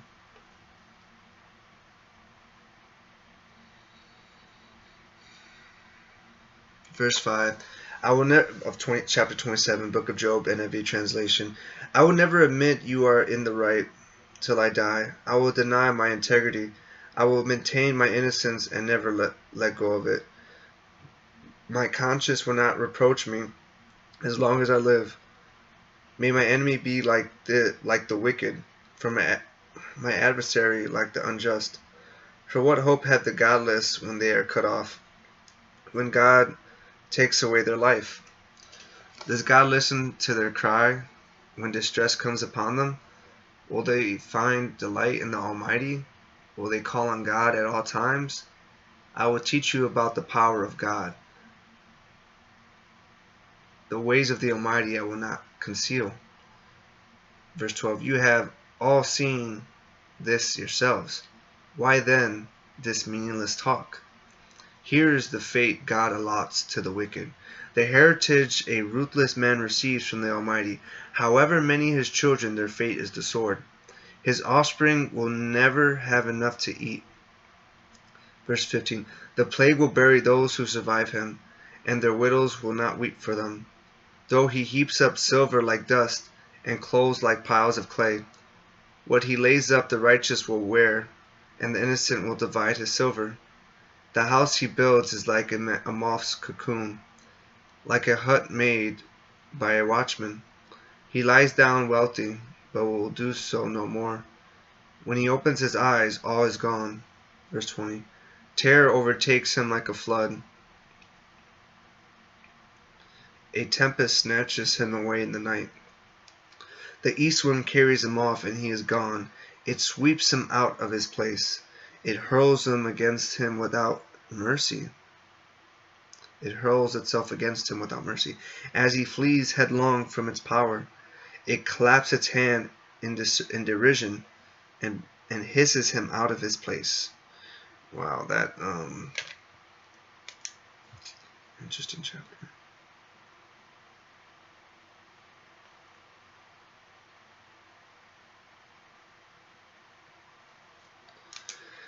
That completes chapter 27. Chapter 28, interlude, where wisdom is found. Verse 1. There is a mine for silver, and a place where gold is refined. Iron is taken from the earth, and copper is smelted from ore. Mortals put an end to the darkness. They search out the farthest recesses. For ore is the blackest darkness. Far from human dwellings they cut a shaft, in places untouched by human feet. Far from other people they dangle and sway. Verse 5. The earth from which food comes is transformed below as by fire. Lapis lazuli comes from its rocks, and its dust contains nuggets of gold. No bird of prey knows that hidden path. No falcon's eye has seen it. Proud beasts do not set foot on it. No lion prowls there. How does Job know this? I think this is Job speaking. Verse 9. People assault the flinty rock with their hands and lay bare the roots of the mountains. Verse 10. They tunnel through the rock. Their eyes see all its treasures. They search the sources of the rivers and bring hidden things to light. But where can wisdom be found? Where does understanding dwell? No mortal comprehends its worth. It cannot be found in the land of the living. The deep says, it is not in me. The sea says, it is not with me. Verse 15. It cannot be bought with the finest gold, nor can its price be weighed out in silver. It cannot be bought with the gold of Ophir, with precious onyx or lapis lazuli. Neither gold nor crystal can compare with it, nor can it be had for jewels of gold. Coral and jasper are not worthy of mention. The price of wisdom is beyond rubies. I'm just thinking about my cousin Angelo. my uncle Angelo and his son, which is my cousin Angelo, in Chicago. Once we're in Chicago. Oh, my life, man. Growing up in Chicago.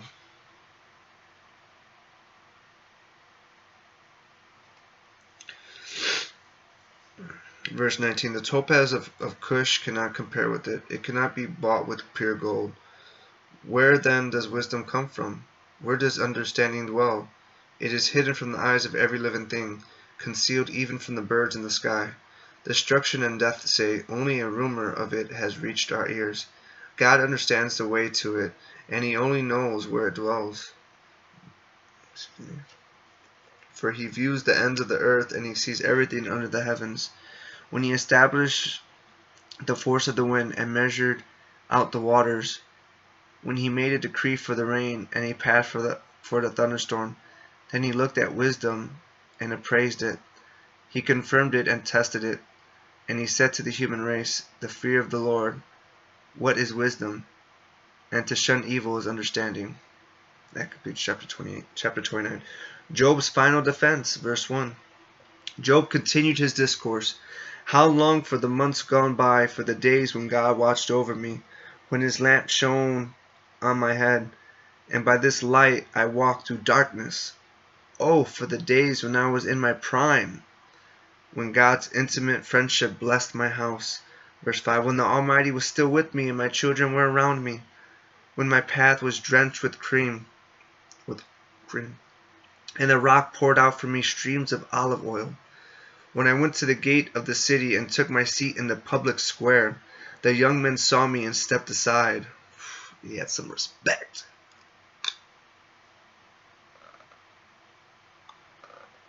Uh-oh.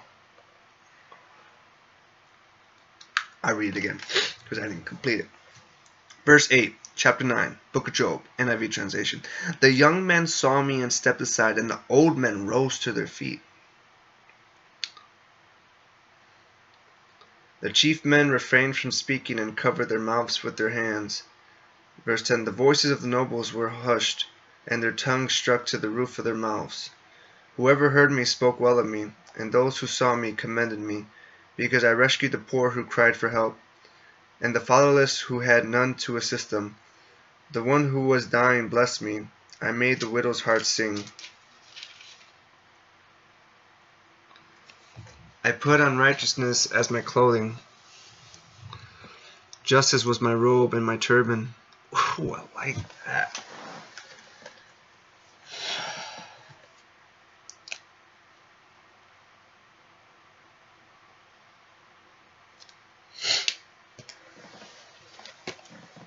I was eyes to the blind and feet to the lame. I was a father to the needy.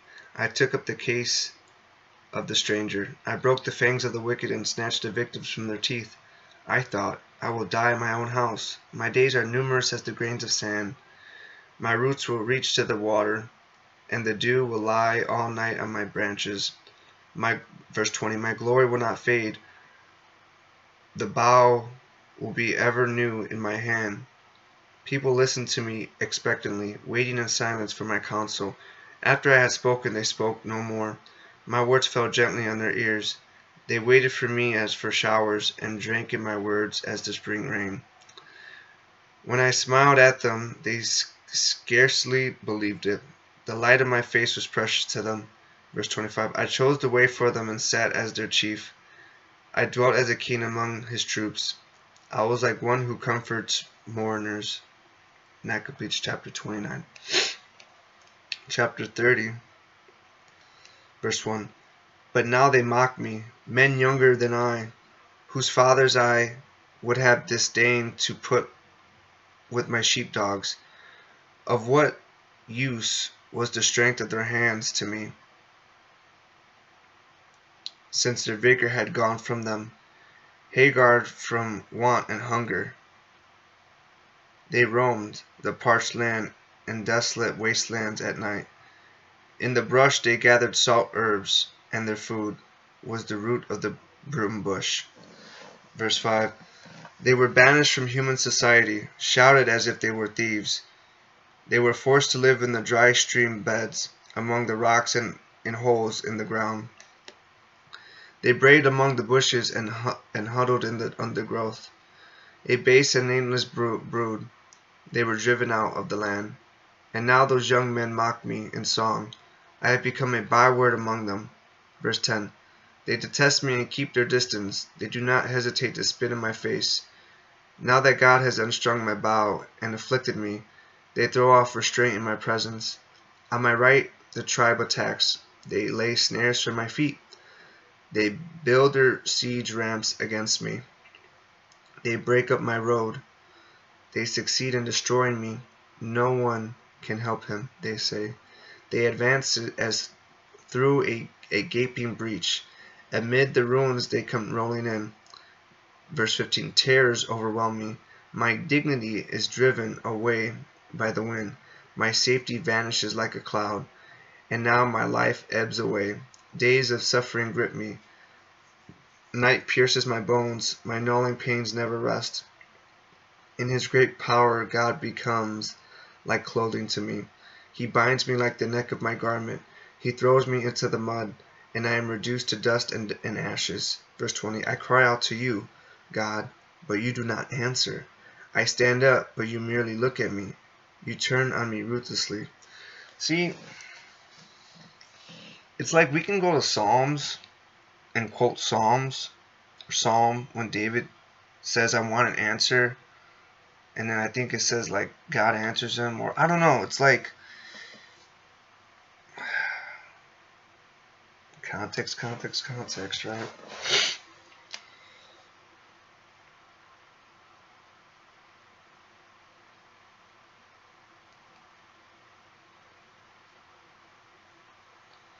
That's how I felt today. I cried out to you, God, but you did not answer. I stand up, but you merely look at me. You turn on me ruthlessly. With the might of your hand you attack me. You snatch me up and drive me before the wind. You toss me about in the storm. I know you will bring me down to death, to the place appointed for all the living. Surely no one lays a hand on a broken man when he cries for help in his distress. Verse 25. Have I not wept for those in trouble? Has not my soul grieved for the poor? Yet when I hoped for good, evil came. When I looked for light, then came darkness. The churning inside me never stops. Days of suffering comfort me. I go about blackened, but not by the sun. I stand up in the assembly and cry for help. I have become a brother of jackals, a companion of owls. Verse 30. My skin grows black and peels. My body burns with fever. My lyre is turned to mourning, and my pipe to the sound of wailing. And it's like getting the flu, but worse, because you got sores on you and stuff. That completes chapter 30. Chapter 31, verse 1. I made a covenant with my eyes not to look lustfully at a young woman. That is awesome.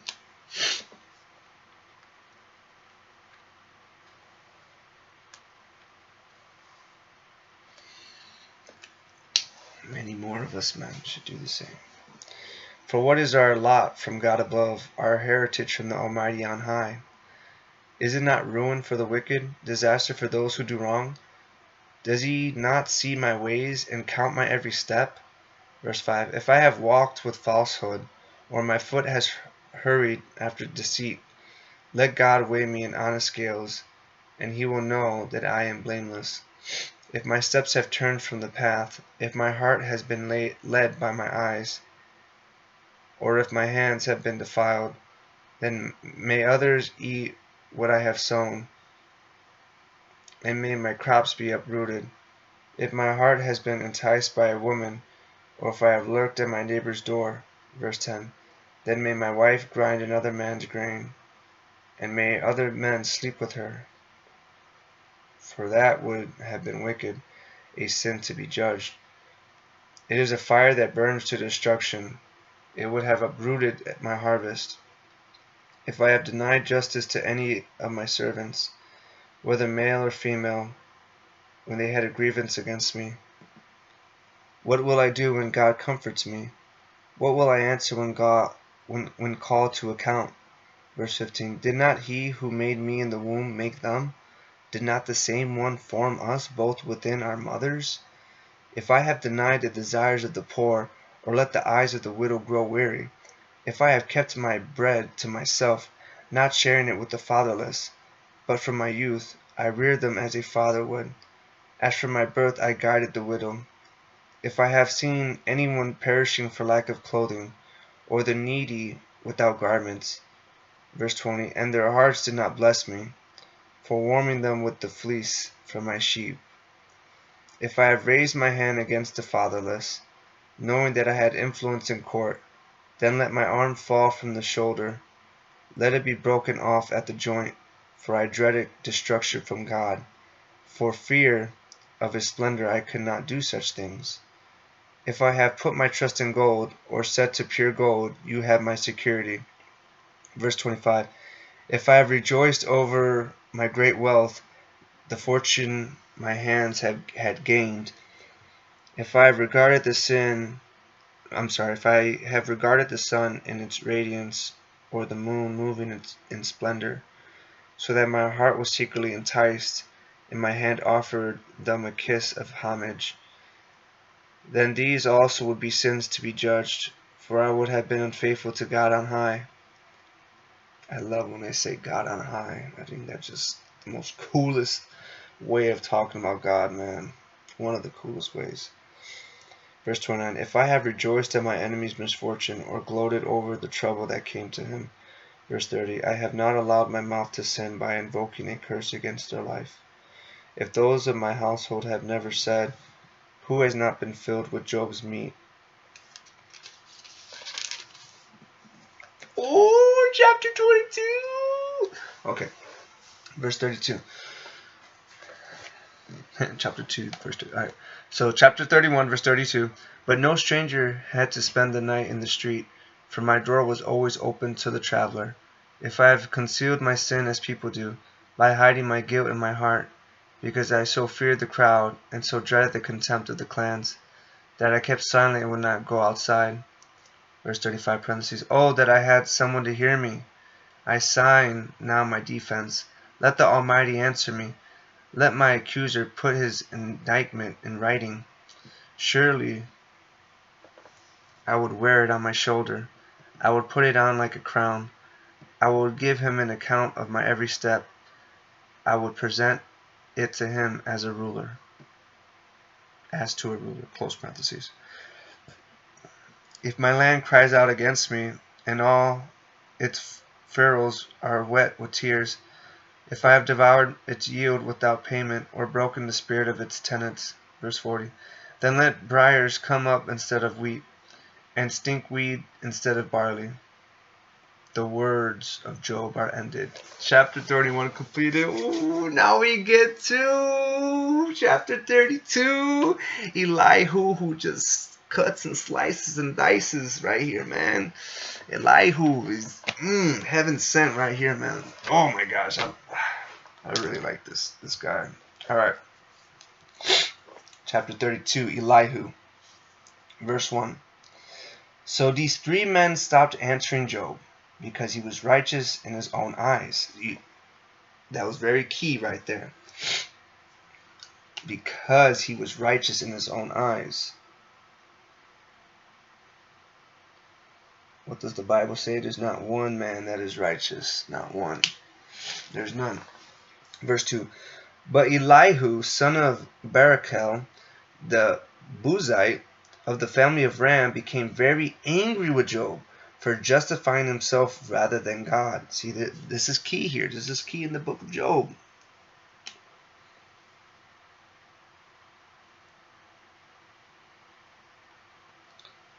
So we'll highlight the whole verse. Verse 3. He was also angry with the three friends because they had found no way to refute Job, and yet had condemned him.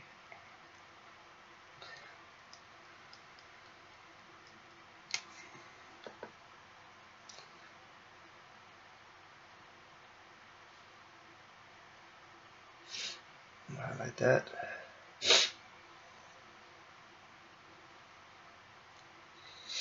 man, whatever kind of sickness that I had got is weird sickness. Cause like, again, my throat's feeling really good, thank God. But now it's just like my sinuses and my nose and some mucus. But I'm not that weak. Like I'm not super weak. I don't know. It's weird.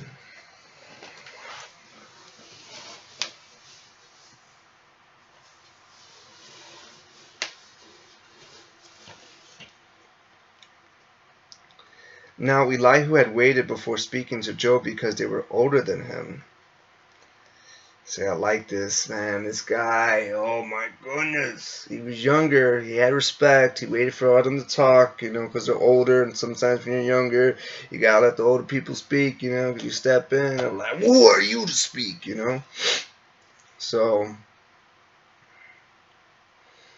verse 5. But when he saw that the 3 men had nothing more to say, his anger was aroused.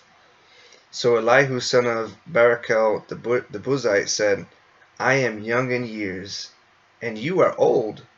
That is why I was fearful, not daring to tell you what I know. I thought age should speak, advanced years should teach wisdom. But it is the Spirit in a person, the breath of the Almighty, that gives them understanding. It is not only the old who are wise, not only the aged who understand what is right. Verse 10, therefore I say, listen to me. I too will tell you what I know. I waited while you spoke. I listened to your reasoning while you were searching for words. I gave you my full attention, but not one of you has proved Job wrong. None of you has answered his arguments. Do not say, we have found wisdom. Let God, not a man, refute him.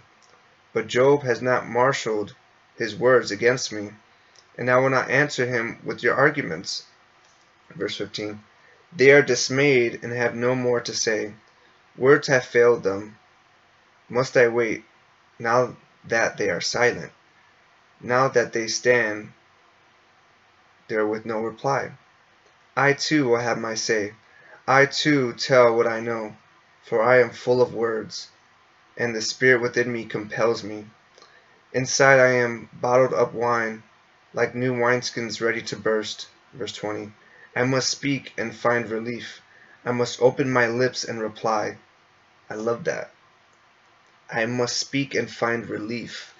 Because I noticed that. That's one thing I'm getting older. I understand more and more. It's like when things bother me, man, I gotta say something. Gotta say something.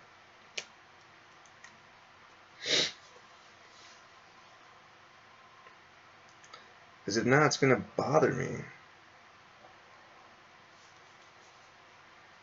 I will show no partiality, nor I will flatter anyone. I love that. I ain't here to flatter no one. I ain't here for favoritism. I'm here for the truth.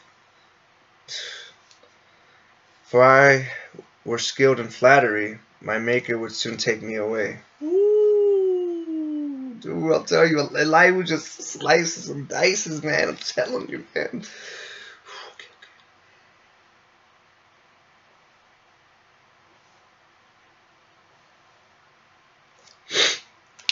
That completes chapter 32. Chapter 33, verse 1. But now, Job, listen to my words. Pay attention to everything I say. I am about to open my mouth. My words are on the tip of my tongue. My words come from an upright heart. My lips sincerely speak what I know. The Spirit of God has made me. The breath of the Almighty gives me life. Verse 5. Answer me then, if you can. Stand up and argue your case before me. I am the same as you in God's sight. I too am a piece of clay. No fear of me should alarm you, nor should my hand be heavy on you. But you have said in my hearing, I heard the very words, I am pure, I have done no wrong. I am clean and free from sin. Verse 10, yet God has found fault with me. He considers me his enemy. He fastens my feet in shackles.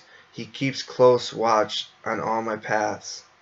But I tell you, in this you are not right, for God is greater than any mortal. Why do you complain to him that he responds to no one's words? For God does speak, now one way, now another, though no one perceives it. That just spoke to me. Just got chills. Maybe God, yeah, God is speaking. Maybe I'm just not perceiving it.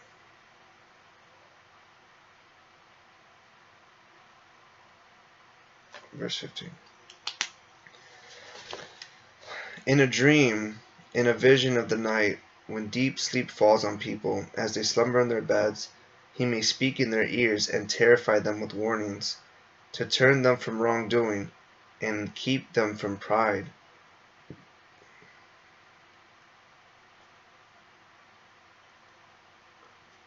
To preserve them from the pit, their lives from perishing by the sword. This is so key, because God does speak in dreams. God does, Or someone may be chastened on a bed of pain, with constant distress of their bones.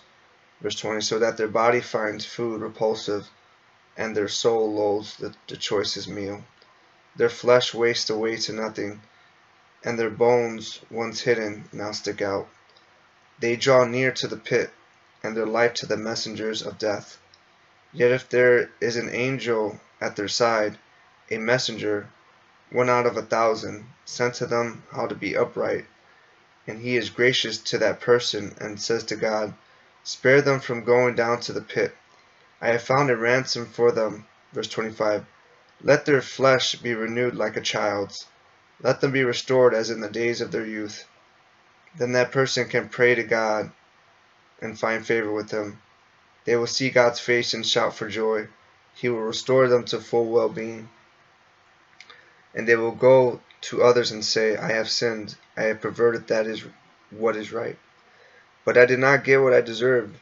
God has delivered me from going down to the pit, and I shall live to enjoy the light of life. God does all these things to a person. Twice, even 3 times, verse 30, to turn them back from the pit, that the light of life may shine on them. Pay attention, Job, and listen to me. Be silent, and I will speak. If you have anything to say, answer me. Speak up, for I want to vindicate you. But if not, then listen to me. Be silent, and I will teach you wisdom.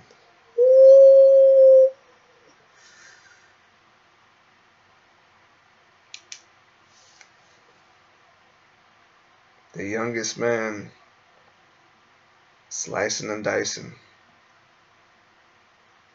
Like it. That completes chapter 33. Let me see something real quick. Oh, I just looked at the time. I'm already past 2 hours.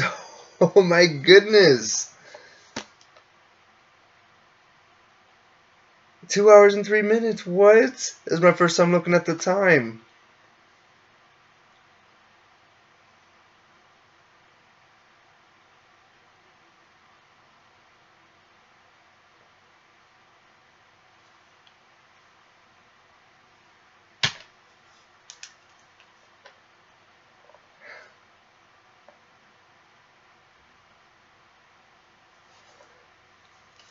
I don't even know if I should keep going.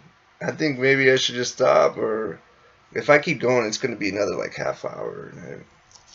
Yeah, because we got, was it 43 chapters? 42. So we got, yeah, 4 pages. That's a good 15 extra minutes, 20 minutes. Ooh, and then the book of Psalms. Oh my goodness, the longest book in the Bible. I'm like, the longest book in the Bible. No. But it's a good book. It's a very good book.